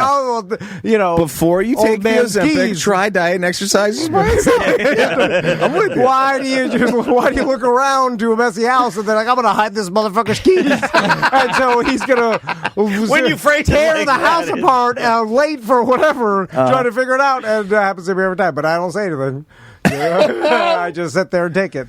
Mine is more of a case of like there's 3 or 4 spots where I pile up drifts of shit. Just like, I got like Bart Merrick notepads, my wallet, my keys, my anything. I build it up in my kitchen cabinet. There's like one little where I smoke weed in my kitchen. There's one little crook of the counter where it builds up into a pile, and it's awful and it's disgusting and it's messy, but I know everything that's in the pile, and I can Scrooge McDuck reach right in there and pull out my chapstick or whatever, That's my bedside table. My bedside table is like 6 empty Topo Chico bottles, 3 Richards rainwater bottles, and all of my pills. That's why I joke and say it looks like Whitney Houston's hotel room. Then there's then one of the tops for my citalopram rolled under the bed. With my hips, I can't get under the bed, so I can't get the top, so it's just pills without a top. Then there's multiple True Leave True Pods that are like half full, like everywhere. I mean, just drugs everywhere. I mean, so many drugs. I started taking these classes, so I upgraded for like the first time in, I don't know, 30 years. I have a desk. What? Like a real boy. Look at you, man. Dude, it is already out of control. Is this for your personal training company? So I can study at it and such. And dude, just the drifts of like... My God, walk home fitness. What? It starts with a walk. Walk home fitness. It's funny. My wife, I haven't... this is the first time I've told anybody, but my wife has been telling people regularly, and we had a scumbag come up to us at Johnny's the other day. And he, first of all, made her day by saying, "Oh, my God, it's you with the pergola." And, dude, it's you with the pergola. Dude, the fact that, somebody heard her on the radio talking about superstar, yeah. The whole fucking weekend, she was walking on air. It was That's amazing. Awesome, man. But she also told this guy that I'd just taken the personal training certificate, and he's like, I'm too fat for that. You never... I was like, no, you're perfect. That's for you. Perfect. In fact, it's weird that you said that. Because people think when you're at your biggest and your fattest, it's hard to be healthy. It's hard to get started, but actually, it's the easiest time because you're doing so many things. You see the most good stuff. Like when you first start that first week, all you have to do is stop doing a bunch of bad shit, and you're already turning it around. It's so much easier. I was like, I'm going to tailor my whole. If I do, I'm mainly doing this for myself, but if it comes you guys got out of school and I do want to go work at a gym or something, I'm going to tailor my whole thing towards big fat obese whales. Yes. You're the easiest to turn around. Yes. Stop eating too fucking much candy. Just take the candy and the soda out of your life. Yeah, immediately, immediate change. Baby steps for whales. It's baby steps for whales with Ross McCoy. Again, you have to want it. You have to want to be told what to do. And then you do the whole look at my pants. Oh, I love looking I love looking at my pants. That'll sell some subs. What's weird that Subway tried to market itself as a dietary freaking bread. Well, I mean, but it all changes. It was healthy at one point. It wasn't even really Subway's idea. I think Jared was just one of these first influencer types that was just online, hey, I'm walking to Subway and getting my fucking 6-inch meatball or whatever. And he came up with the quote-unquote Subway diet. Yeah. And that's they were little we knew, though. I remember going to the Subway on Lee Road when I worked at Real Radio. I was working for... Forget who I was working for. And then I would go over there, and I remember as a young man thinking, I'll get a foot-long wheat veggie delight because this is what health people eat. Seriously. Because that's what we knew. like 85 carbs of bread. Yeah, but like because like everybody was telling you, like, no, it's got veggies on it. You're not eating meat. And by the way, it's just calories. You can eat. I mean, people eating McDonald's as like to counter the whole. When what's his name did the Super Size Me. Super Size Me. Oh, they're changing all their burgers. McDonald's has gone crazy. They're changing everything. But you could eat all McDonald's as long as if it's under 2,000 calories a day, or you only get like a half a hamburger and like 2 fries. Though. If you're working out a lot, I mean, fucking Jetson, my brother-in-law was an Iron Man. Like he could eat literally whatever he wants. He's burning it fucking. He can't even hold weight. He looks like he's got cancer. Does he have issues like Seth, where because he's such an athlete, like if he eats shit, that it like fucks his body up? Like he'll say that. Like when he had that hamburger. Remember when he was training? He said it's not like Seth. No, but he does too much cardio. Like Seth does a lot of weight training and like karate shit, but I don't know how much cardio he's doing. Like when Jetson's running 100 miles or whatever, like doing the Ironman, or like he's biking, 80 miles in a day. It doesn't matter. Your body is burning whatever fat and whatever you've eaten, and some of your muscle and shit is like it can't get enough fuel for that kind of activity. So it's like it doesn't really matter per se what you eat, but I imagine marketing Subway as a health alternative to people. Well, they did the real sneaky one that they did wasn't any of the stuff that they market. This is just coming from me. I always thought this. And Sam, you might have to look this up. But Subway always was sneaky to me because I remember going there in DeLand when they first opened up the first Subway, and me and my mom went there. Of course, my dad hated it. He thought it was stupid. But me and my mom were like, oh, wow, we've got subs now finally. And I remember on the cups, like the people that owned Subway was called like Doctors and Associates. Yeah. Do you remember that? Yeah. Like the parent, and I'm telling you, this is all marketing, and it was sneaky. So the company that owned Subway, I believe it was like Doctors Associates Inc. Yeah, Doctors Associates Inc. So when you were eating that, like I swear to God, I was tricked. Subway got me for a long time where I thought, like, it's owned by Doctors Associates. I'm eating the Veggie Delight on wheat. This is health food. Yeah, I mean, I'm serious. It was like I got hoodwinked, dude. I haven't had Subway in years. So here's the history. Did they do that? It was originally called Pete's Super Submarines. It was renamed Subway in 1968, and as the founders built out their franchise plan, they created a parent company called Doctors Associates Inc. This odd moniker apparently came about because one founder had a doctorate in physics, and the other was hoping to go to medical school. That's the only reason. Yeah, because I remember reading that on the cup and thinking, well, obviously this is the way we're going to eat now. The doctor in charge. That's how fucking stupid I am. Fucking idiot, M-word, little bumpkin. No, but that is little genius M-word, marketing for them, right? But a little M-word in DeLand, Florida, tiny little bumpkin, southern town in Florida, and I'm eating that. I remember as a kid, and I'm like, well, this is my pathway to true health. I'm eating the subs, Veggie Delight, pedophile sandwich. I remember being a kid, and like they'd have the Subway map in New York on the wall. Yes. And I remember black and white. I just somehow it became so. I was like, okay, so these are like sandwiches what they eat in New York. That's what I always thought. I thought that as well. Yeah. We all did. This is like India. When I was a teen sitting there, I'm like, this is what New York City eats. New York City. Do you know when you go to New York and someone is eating one of these, they'll go, hey, I'm eating the Subway. Hey. And meanwhile, if you're from New York and you see a Subway, it just reminds you of a piss smell. Like reminds you of the smell of urine. And also, you can't walk in the Subway, which is the whole crux of the diet. Yeah. The tables also had the schematics for like the first Subway systems in New York. So you'd be eating your sandwich and there'd be a drawing of a man in a top hat sitting in like what appeared to be a hot dog tube. Yes. Do you remember this? Yes. Yeah. So like I would like, and I'm looking at that, I'm like, these motherfuckers got the doctors on the food and they got the real schematics. This is health. This is health. There's Bill the Butcher sitting in a Subway. The only other Cleaver, you're good. The only other better fast food table pre-cell phone was the Wendy's table. They used to have like old-timey advertisements on it. So you'd be like eating your Wendy's chili and like reading about whalebone trusses or like Franklin stoves or something. It'd be like corsets for women. You know? And you'd be reading it and it'd be I don't remember that. It'd be like a corset for like a lady and she'd have like a 15-inch waist. Advertisements from the 1800s just laminated on the tables. It was always awesome. Man. We had the same trashy challenges because I would like I'd go to a super bar. My dad would be like, my dad would come back and be like, "There's a black guy over there taking all the goddamn potatoes." Let's play some. He wasn't being racist.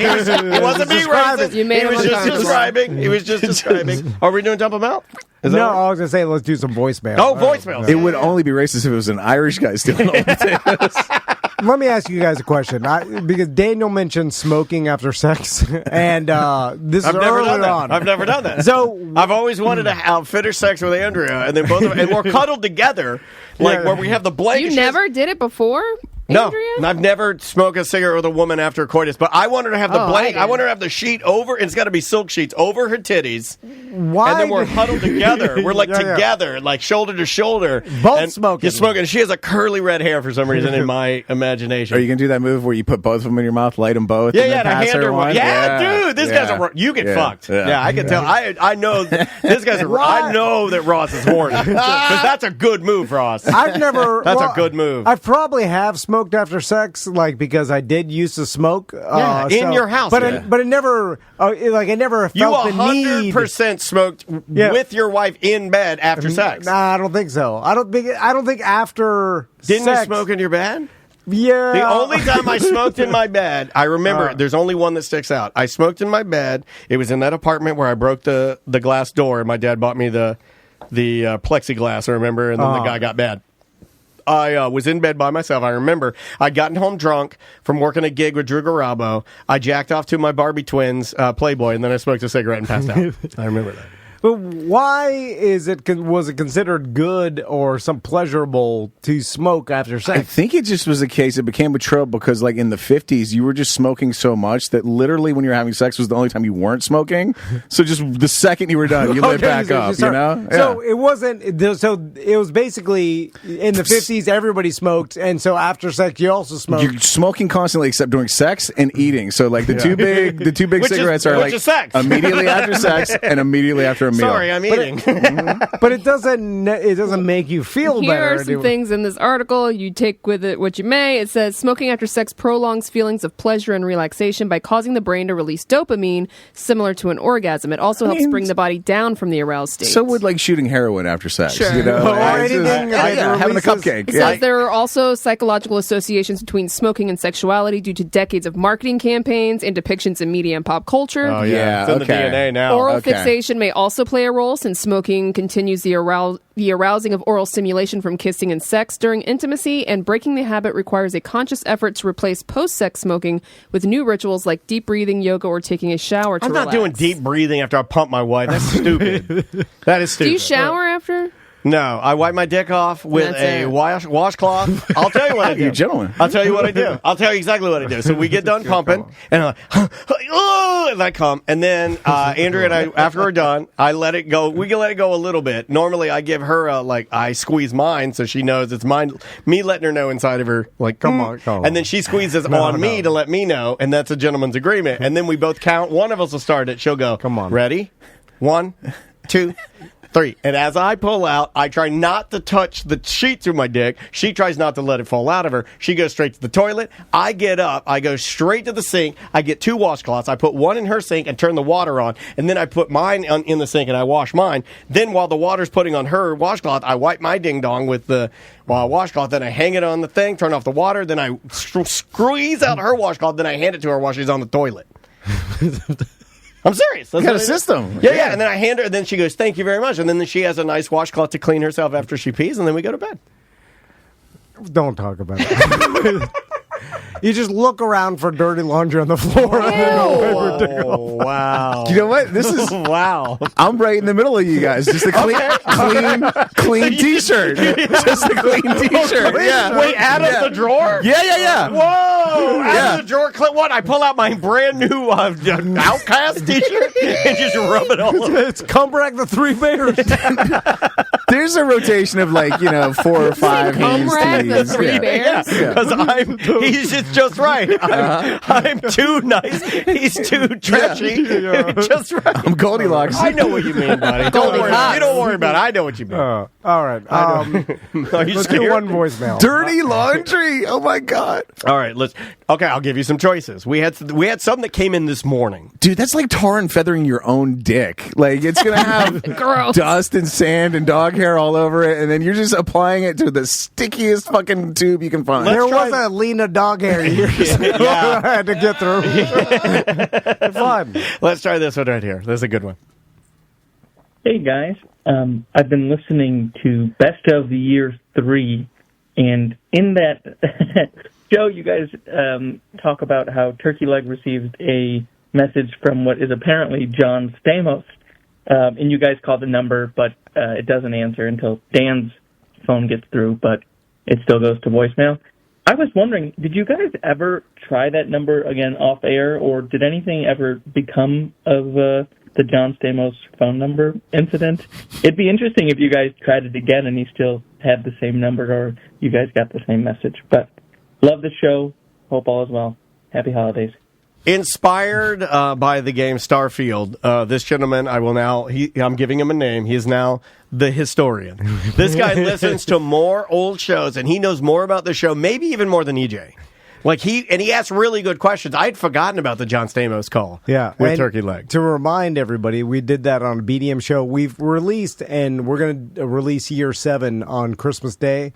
But Casey's been putting together, and Clippy. we did the first couple. But Yeah, old Clippy. He's doing good. Basically a best of each year of BDM shows, because there's 50 plus a year, and so he takes the best segments. I thought you were going to say 50 years, and I had no way of proving that you were wrong, and it scared me for a second. And so I guess year 3, I remember this happening. I can't remember the exact, but I want to say there was some sort of Turkey Leg's wife jewelry sale involved. So he was trying to buy a diamond or something. They got a voicemail from someone that sounded exactly like John Stamos, and he was trying to buy a watch or something. And he was like, "Hey, what's up? It's John." And then he said his name, and then he mentioned something that I think they looked up, and then they're like, "Oh, John Stamos, this could," because they were talking about some Nubo, right? Yeah, and then we were like, he was like, "I'll be at this place," and Stamos was in that area at that time. Yeah. So, but then I'll see you guys at the Hollywood Bowl. I'll see Turkey Leg and his wife this weekend, and I'll play some Marco Polo. But to answer the question, nothing came about the whole thing with us. We called it on the air, and then we forgot. Everything else that happens on the show usually is forgotten. I'll give you guys a little behind the scenes. A lot of times, stuff happens on the show, and then usually Tom is afraid after the fact. I think, if I remember correctly, Tom was afraid that John Stamos would call the police on us or something, and have police. I'm sure you portray me as being a pussy. Wait, I said that last Friday, and I got in trouble. Attack Ross. Because me and Turkey Leg were like, let's prank call him some more. Yeah, and I you were do like, think Ross just called you a bitch. No. Well, I was saying, let's not, John Stamos may have just called the wrong number. Let's not give him punish some for grace. He can make a mistake. Just keep Were calling. you projecting about yourself? You're like, God damn, leave him alone. He's sick and tired of being bullied. I'm sure he wants, he doesn't need someone just continually prank calling him over and over. Yeah, bitch talk like that. Isn't he sober Change now? his number. I think he's sober now. Yeah, I think He was just at Disney, yesterday, I think. Let's just keep calling his number He was good. until he has to change his number for one mistake. Do you have any more famous people's numbers in your phone? No. I think I might. I think we should go through both of our phones and just see, and then try the number. I think I have Dennis Anderson. I have Lunel's. Well, don't burn that one. That one's real. But I Yeah. think Dennis Anderson I have from Gravedigger. We could call him and see if he remembers you jumping him. No, a lot of famous people change their number. Yeah. My wife is one of the only, I've had my number for a long time, but Crystal's had her number since high school. It was her first cell phone that she got in high school when she was 16. I've had mine for about 20 years. Yeah, same. But I feel like celebrities, they have to change their number a lot, right? Because as soon as it gets out, then you're fucked, right? I think I've told you guys before. I had one time at the YMCA, I was helping coordinate a racquetball tournament, and I was responsible for calling everybody. And I got Brett Bushy's number. All right. And I had it in my numbers for some reason saved. Probably because it was like, oh, it's a dude from the radio. I'm just going to save his number. And it just alphabetically happened to be the first thing in my list. And like, so anytime I would pocket dial or something, it would go to Brett Bushy. I remember you telling me that, and nothing made me happier. And eventually he like called me and left a message like, I don't know who the fuck you are. I don't know why you keep calling me. That sounds like it. Oh, Pitbull. Yeah. Well, I mean, that's what imagine a celebrity that is just nonstop. I'm sure then you change your number every month. Celebrities' numbers get put on the internet, right? On Reddit and shit, and then everyone's just like, let's call him nonstop until he has to change his number. I have an interesting one about that. Why would you do that? That happened not that long ago, but do you guys remember when we had scheduled him? He was supposed to come in when Bobby Lee was going to come in here. Yeah, I think so, yeah. Like, he was scheduled to be here, and he had given me his number when you and I went backstage. There's a photo of you and I backstage at the Improv. And we had him in when we were doing the Monsters, and then and I got his number, and then we would talk, and then he was going to come in and do our show. And then I would get nothing back. Okay. Like it died. And then you go on there and you Google, like his show blew up and everything, and there were some people talking, and they were listing his number on Reddit, and it was the same number I had. Like, it was the number, but it had been, like, the person was like, this one's since been changed. And I looked at it, and I was like, damn it, I had the right one. It was the right number. It's just, I guess they get compromised, and they probably change their number every 3 months, Yeah, but again, like, I would, like, why are you, like, people are like, call him over and over until he has to change his number. No, I wouldn't say that. I just, but that's what they're doing on Reddit or whatever. Like, here's his number, call it, and then people just come, like, and then they're forced. It's like, why would you do that to people? What good? And then when he changes it, the people are like, yes. Now, would you accept? Are they happy? Would you accept if I just called and he was like, "This is John Stamos," and I just hung up real fast? Is that okay? But why are you doing that? Because I want to hear it. It's just curiosity, man. You're not an emotional person. None of these things rattle your bells or ring them or anything. Like, for me, though, that'll make my Saturday better. But then you wasted his time. I did. It's selfish. But would you accept me? I'm not gonna I'm not yelling at him. It's like fuck you. I'm just like, he's like, this is John, and I'm like, damn. I hang up real fast. I'll try to explain this to a big star like you, Drunky. That's two. People want to be a part of something, and when you're just a guy working at the 7-Eleven, all you do is go back and forth to work and eat and shit and sleep, and you don't do anything. And an opportunity comes along to get a picture with Kevin Smith. Or maybe talk to fucking John Stamos on the phone for 1 second. It's a thing that happened where you interacted with Hollywood, and it's fucking exciting. I understand. It's going to see celebrity. Yeah, going to see Drunky the Bear at the fucking 7-Eleven and getting a cakester or something. It's exciting.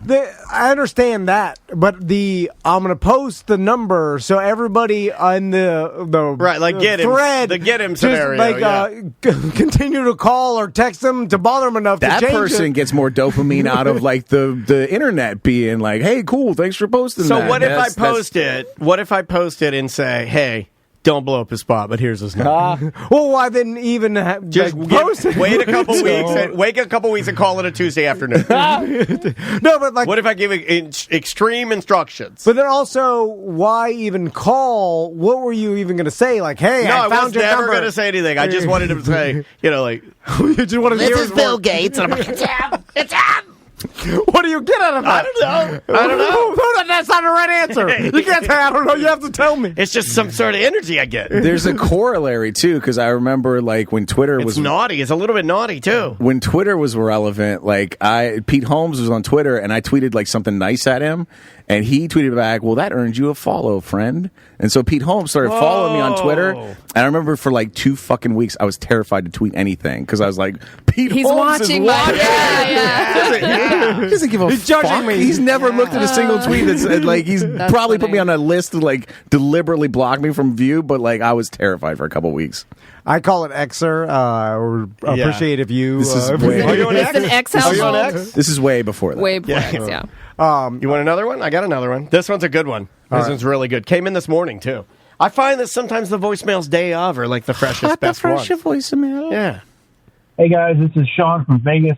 I was listening to an older show. I think it was 686, entitled "You're My Fat Matt."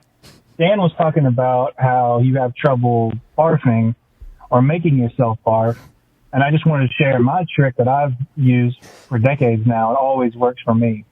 So what you do is you're over the toilet or whatever you decide to barf in. You stare deep into it, okay? Real deep. You open your mouth. I know this guy's technique. I swear to God, I know this. Okay? And then and this works for me, you envision Hall of Fame Major League Baseball pitcher Nolan Ryan at the mound, and he's fastball throwing a turd straight down your throat. Okay? It sounds crass, I know. What? I get it. But when you envision that fastball turd slapping the back of your throat, man, it lets it fly, okay? I don't know what you guys vomit in, but my bathroom is so small that I can actually sit on the toilet and use the sink. And so that's what I do. I get it all done at once. Okay. How often are you puking? Better than voicemail of the month. Sir, send me your address. I'll send you a prize. Is this every morning? I'll have Eric Merger send you a prize. I cracked up privately, listened to that this morning. I go, that's a damn good voice. He left me that at like 6:13 a.m. There are people that wake up every morning and then gag, cough, and vomit. And Bubba used to do that a little bit at the radio station. He'd walk into the bathroom and just spray puke and then go right to work. And then it's like gagging and like coughing is like part of their morning routine. Yeah. It's like when your starter's a little bit slow. Chris used to do that. When, like, even Andrea's in college, got a little bit of it. Like when Andrea wakes up, the first like 15 minutes of her just coughing her engine going. It's like, scary. why are you gagging so much in the morning? I can make myself. reflux? I can make myself gag by just opening my mouth like this. Yeah. And then putting my tongue in the roof of my mouth. Or like that, and then taking my tongue, and you put your tongue in the roof of your mouth, and then just keep moving it backward. Trust me, it'll work. How long is your tongue? Well, I mean, I'm just saying. There's a reason that Andrea married me. And it just goes straight. You keep moving your tongue back, and by the time you get way back to your, like, that little dick, your throat dick, if you can get to that, it'll start coming. But you could do the same thing with your finger. You can, but if you don't want to have to wash your hands, to death on your if you've been tongue. shaking people's hands or something, and you don't want to put your dirty fingers in your hands, that really common situation where you need to puke. I can do it right and there's now. no hand washing access. Don't do it. Oh, damn. Oh, puke on the computer. Please don't. He's about to do it. Oh man, if I push that one, spray everywhere. Oh, see, I got the tears. See, it's right there. I'm not going to go any further. I feel like I was just like Human Torch, and I just and then I took it away real fast. I feel like you open your mouth real wide and you think of something gross. That's how you puke. I don't know why we need to drag Nolan Ryan into this. That was weird. It could literally be anybody. It could be Thor.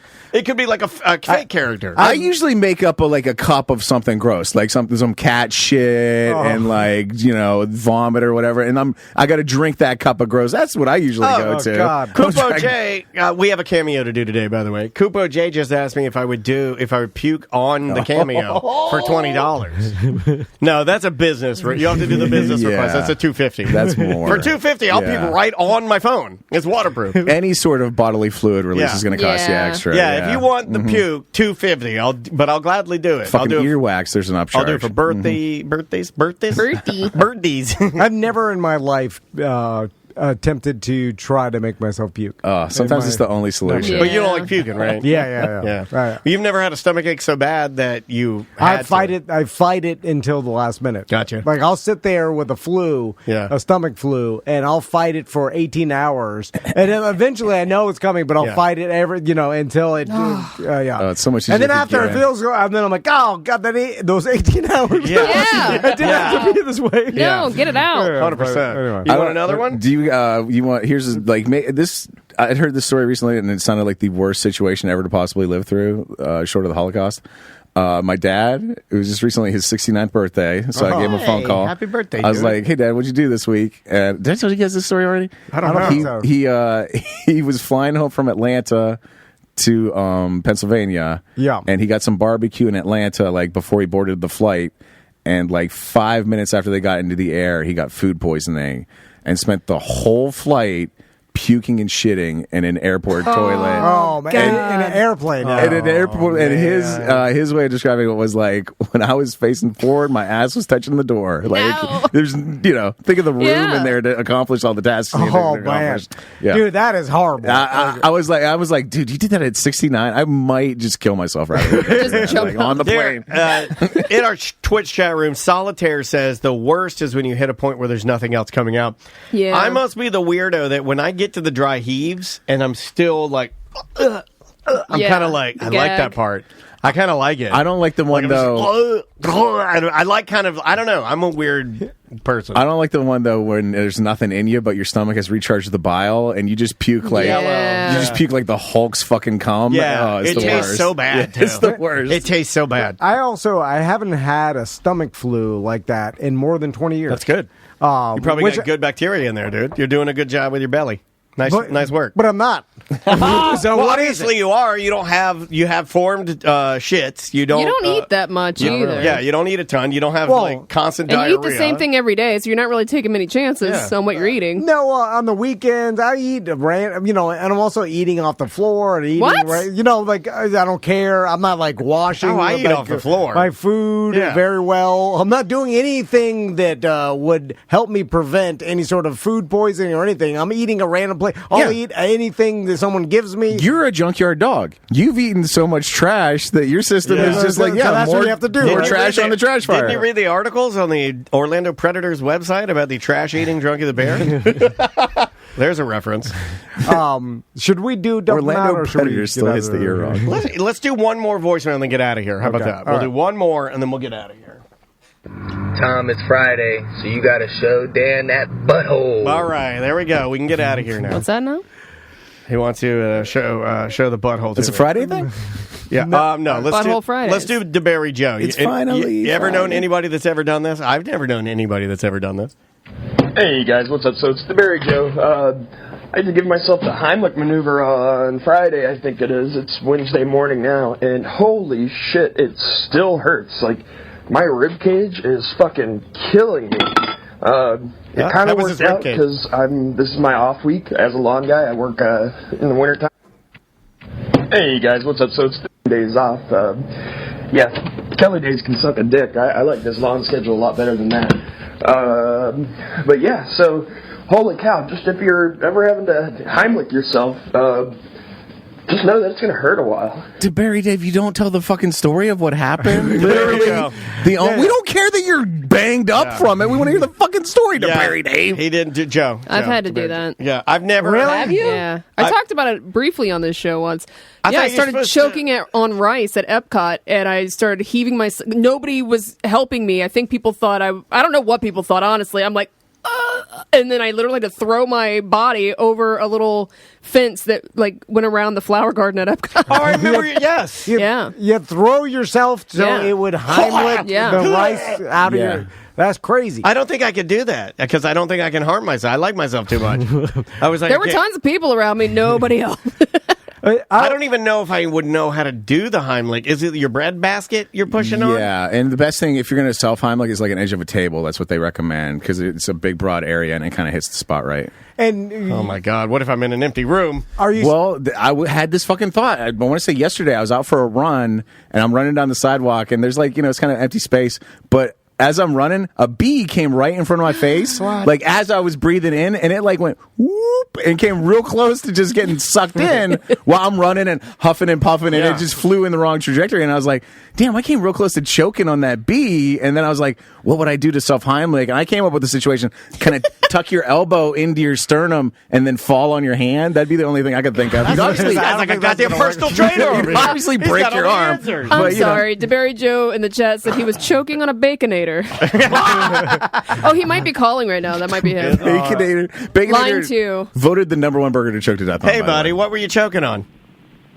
It was a Baconator. Are you serious? And then how? Hold on. Then, so where were you at? Were you shame eating in your car? Does your Wendy's still have those old timey ads on the table? I was in my bedroom, actually. I was taking a... You were eating a Baconator in your bed? Oh, Baconator, Bedinator. Yeah. This 98% of yard guys eat Baconators in their bed, Sam. I don't know if you know this. I was doing it on my giant beanbag chair, too. Beanbag chair? It's an birthday beanbag chair. 100% of yard guys have beanbag chairs. Just based on the fact that you were eating a Baconator in a beanbag chair, can I interest you in a 3X hoodie? No, he's fit. No, he's fit. This guy's strong as hell and fit. Yeah. This guy's little. He's little. Well, he's working his ass off all day. Yeah. So he can eat anything he wants. Well, I'm glad you're okay, man. Are you? Has the soreness gone away? Hold on, but what? So you start choking. Yeah. What'd you Heimlich yourself on? It was a stool, actually. And so you Which was, like... Describe to me, DeBerry Joe, when you started choking, because I've never choked to the point where, like, I've choked on things but not had something stuck in my throat where I could not get it out, inhale oxygen. Me neither. I take little bites. I've, That's an obstruction. That's not choking. Oh, choking is full blockage, no air in, no air out. Okay, so is that what happened? You just had a blockage and you could not breathe? Yeah. I was home alone.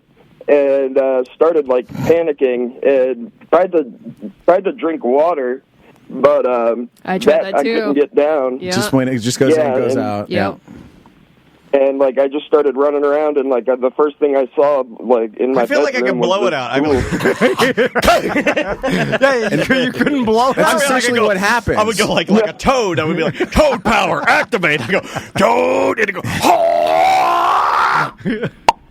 and you fly out. It's kind of what you're doing, but just instead of like By the your way, own, when I did that, I farted. Instead of your own power pushing the air out, it's like it's pneumatic force from this blow that you're inflicting to yourself. So you jumped on the stool on your belly, and then it shot out of your mouth?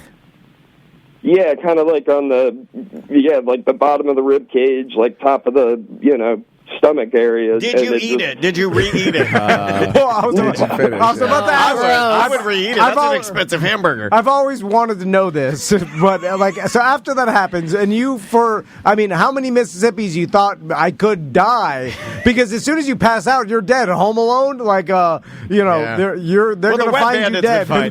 Oh my God! The tarantula. Do people let's just say, God forbid, that he did die. Does the family tell the truth on how he died? No, that's too sad to say you choked on a Baconator alone on your beanbag chair. You don't tell the truth. In fact, Bob Saget died of a Baconator. People don't know that, but his family was embarrassed. So did you go back and finish the Baconator? Did it happen? I did. I didn't eat the piece that it actually shot out and hit the wall, which was pretty cool. Whoa! But I did not eat the killer chunk, but I did eat the rest of the sandwich. Did you eat your fries? Did you eat your fries? No, I didn't get fries. I don't need fries. No fries. That's nah. What did you get to drink? Was it Diet Dr. Pepper? Actually, I had iced coffee at the house already. God. Iced coffee. Hold on, that checks out. That's Yardman. That is Yardman. You haven't gotten a stomach bug in a while, right? Not unless I poisoned myself. Oh yeah, well that's called drunk. Alcohol poisoning. Yeah. Now, as a person with a certificate, I recently learned like a lot of the factors that lead to choking. Joe, were you walking around, talking, laughing, or did you have alcohol before or during the meal? I was really hungry because I've been working all morning, and I just smoked a joint, and so I was eating way too fast. Okay. And it just, and it just went down. I was just hanging out on my beanbag chair watching YouTube for lunch. Because I saw this checklist of like the factors that lead to choking the other day when I was studying, and I was like, oh, that motherfucker in the parking lot with the chicken was doing all this shit. Yeah. Yeah, the guy you saved. He was doing literally everything on the list. Yeah. DeBerry Joe, on the, I guess the spectrum of hierarchy when it comes to yard guys, I imagine the lawnmower, the zero-turn lawnmower guy, he's the top, right? No. And then the weed eater or the edger is the lowest, right? But leaf blower guy is the king. The guy with the backpack leaf blower. That's your top man. Okay, leaf blowers. What is it? So. Well, it kind of, I mean, like, I work alone, so I kind of get to be the king of all of it. My buddy who runs his own business, though, he's got 3 employees, and he kind of insists on not running the mower. He likes to run the weed eater and, like, keep an eye on everything. Yeah, the detail stuff. I was going to say, I thought you had it wrong. Like, the mower is what you put the big dumb animals on. The detail work, you know, like, remember, like, in a haircut. but that's well, think about it. In your haircut, your razor work, right? That's your edger. All right. That's your edger, right? All right. Your blower might as well be cleaning up. That's why I think Ross might be hitting the nail on the head. If you're cleaning up, you might be the main guy. Because the cleanup is the last thing that happens. It's like the last it's the last 5%. You're sitting there for 95% of the fucking job. So you got Big Dumb on the mower. Yeah. You got Javier on the edger. Finishing. You got the girl, you know, because she's good. You need her on like something that's detail oriented. And then just so they don't give you any shit, you fire up the blower and clean well, there off are. edges. They just like girls. So, DeBerry Joe, thanks for telling us your story about almost dying. And we're glad you're okay, buddy. Yeah, absolutely. Have a great weekend, man. Thanks for calling, or thanks for letting talk to me. You know what? I'll call you tomorrow. I'll call you tomorrow. All right, we'll talk to you later. All right. Love you. And Joe, don't forget next time it happens, stoned out of his mind. Look for a table edge. The reason you're all banged up is because that stool is too much surface area. You want a nice little, a line to just hit in the sternum and right in the breadbasket. Could you do that to your wife if she started choking? Yeah, because you panic, right? You're trying to save someone's life, so you do whatever, right? Man, every time Maisie is laughing with some food in her mouth, and like May's the worst about it. Like May will take the bite of her favorite food, which is a tortilla filled with bean burritos and cheese. She'll take a huge bite, and then she'll do a cartwheel or do a flip or a backbend. And I'm like, please stop doing that. Please. You're killing me. My wife cannot shut up for 2 minutes, so she's always like taking a big bite of a fucking Pete's Sunshine Sub or whatever they were called. And she'll take a giant, and I'm talking, and like you can hear her go, like, kind of like half joking. Stop. I'm like, shut the fuck up for one bite, swallow. It's terrifying. Like that's my is. irrational parent fear has always been choking and then like not being able to figure it out. They really scare you about that one in the new parenting classes. They're like, cut a hot dog. Well, kids put a lot of dumb shit in their mouth. Yeah. It's all like hot dog related though stuff. It's like cut a hot dog into 85 pieces or your kid's gonna die. Although it's never happened, and I'm with Daniel. Like they've been running around the house. I saw a kid choke on a quarter. Really? Yeah. On a quarter. On a oh quarter. My God. You can't cut that up enough. I was gonna make a joke about that, but I'm not. Ross, wait, a quarter of weed? Where are you going to be at coming up? Oh shit, I don't know. It doesn't. These guys don't come see me anymore. It doesn't. That's good. That'll get them. I like what you're doing there. This is all. I told you I'm studying psychology now, dude. Yeah, Bullet Bush Wednesdays at 9. I think next Wednesday I'm hosting. Come by for the hosting trip. Nice. And Saturdays, first and third Saturdays. The 16th, we had not last week, but the week before we had a real stinker of a shit sandwich. Like it rattled me. So, like, the last one, I booked out real good. It was fucking awesome. And this one, I booked out real good. It's going to be fucking awesome. Yeah, the holidays get weird, though, for everything. Like, sometimes they're home runs. Sometimes nobody's there. It's just weird. No, I'm going to be honest, Dan. I got lazy about booking. And I just said yes to everybody. And there's a lot of people I should be saying no to. And, all right. Now I'm saying no to a lot more people. And, There you go. And I'm saying yes to only the good people. Okay. So, yeah. Well, that's good. That's good. You have an episode of Semantics this weekend? New Semantics coming out this Sunday. SemanticsPodcast.com for everything semantics. You can find us on all podcast platforms. If you want to follow us on Twitch, twitch.tv/semanticsmedia. We're trying to do some more of that, so follow us. There you go. And I saw some BDMs promote that if you like Spicy Sam, Yes. there's she does Shop Patrol on her on the after party of, and you can only That's the Patreon. The Patreon. She'll So give you Delta 9 reasons to listen to the show. how can people find that Patreon? Patreon.com/semantics. All right, perfect. Yeah. That's the easiest way. It'll pop right up. So if you're a BDM and didn't get your invite to the Christmas party, just send us an email. We'll I'm let going to you miss know. that fucking Santa, dude. Or 10 out of 10 Fix Santa. that. We're trying to book another Santa as well. Yes. We're just waiting to hear back. But we'll see all you BDMs at the Christmas party. I can't wait to watch Motorcycle Santa kick that Santa's ass. I don't know. We'll see. We'll see. But anyway, we'll see all you BDMs at the Christmas party next Saturday. Thank you guys so much. We appreciate it, y'all. And like Tom said, if you have any issues, show at TOMANDDAN20.com. We can get you squared away. And we'll see you on Monday. Bye, guys. wait a minute. I can't publish that. It's mediocre.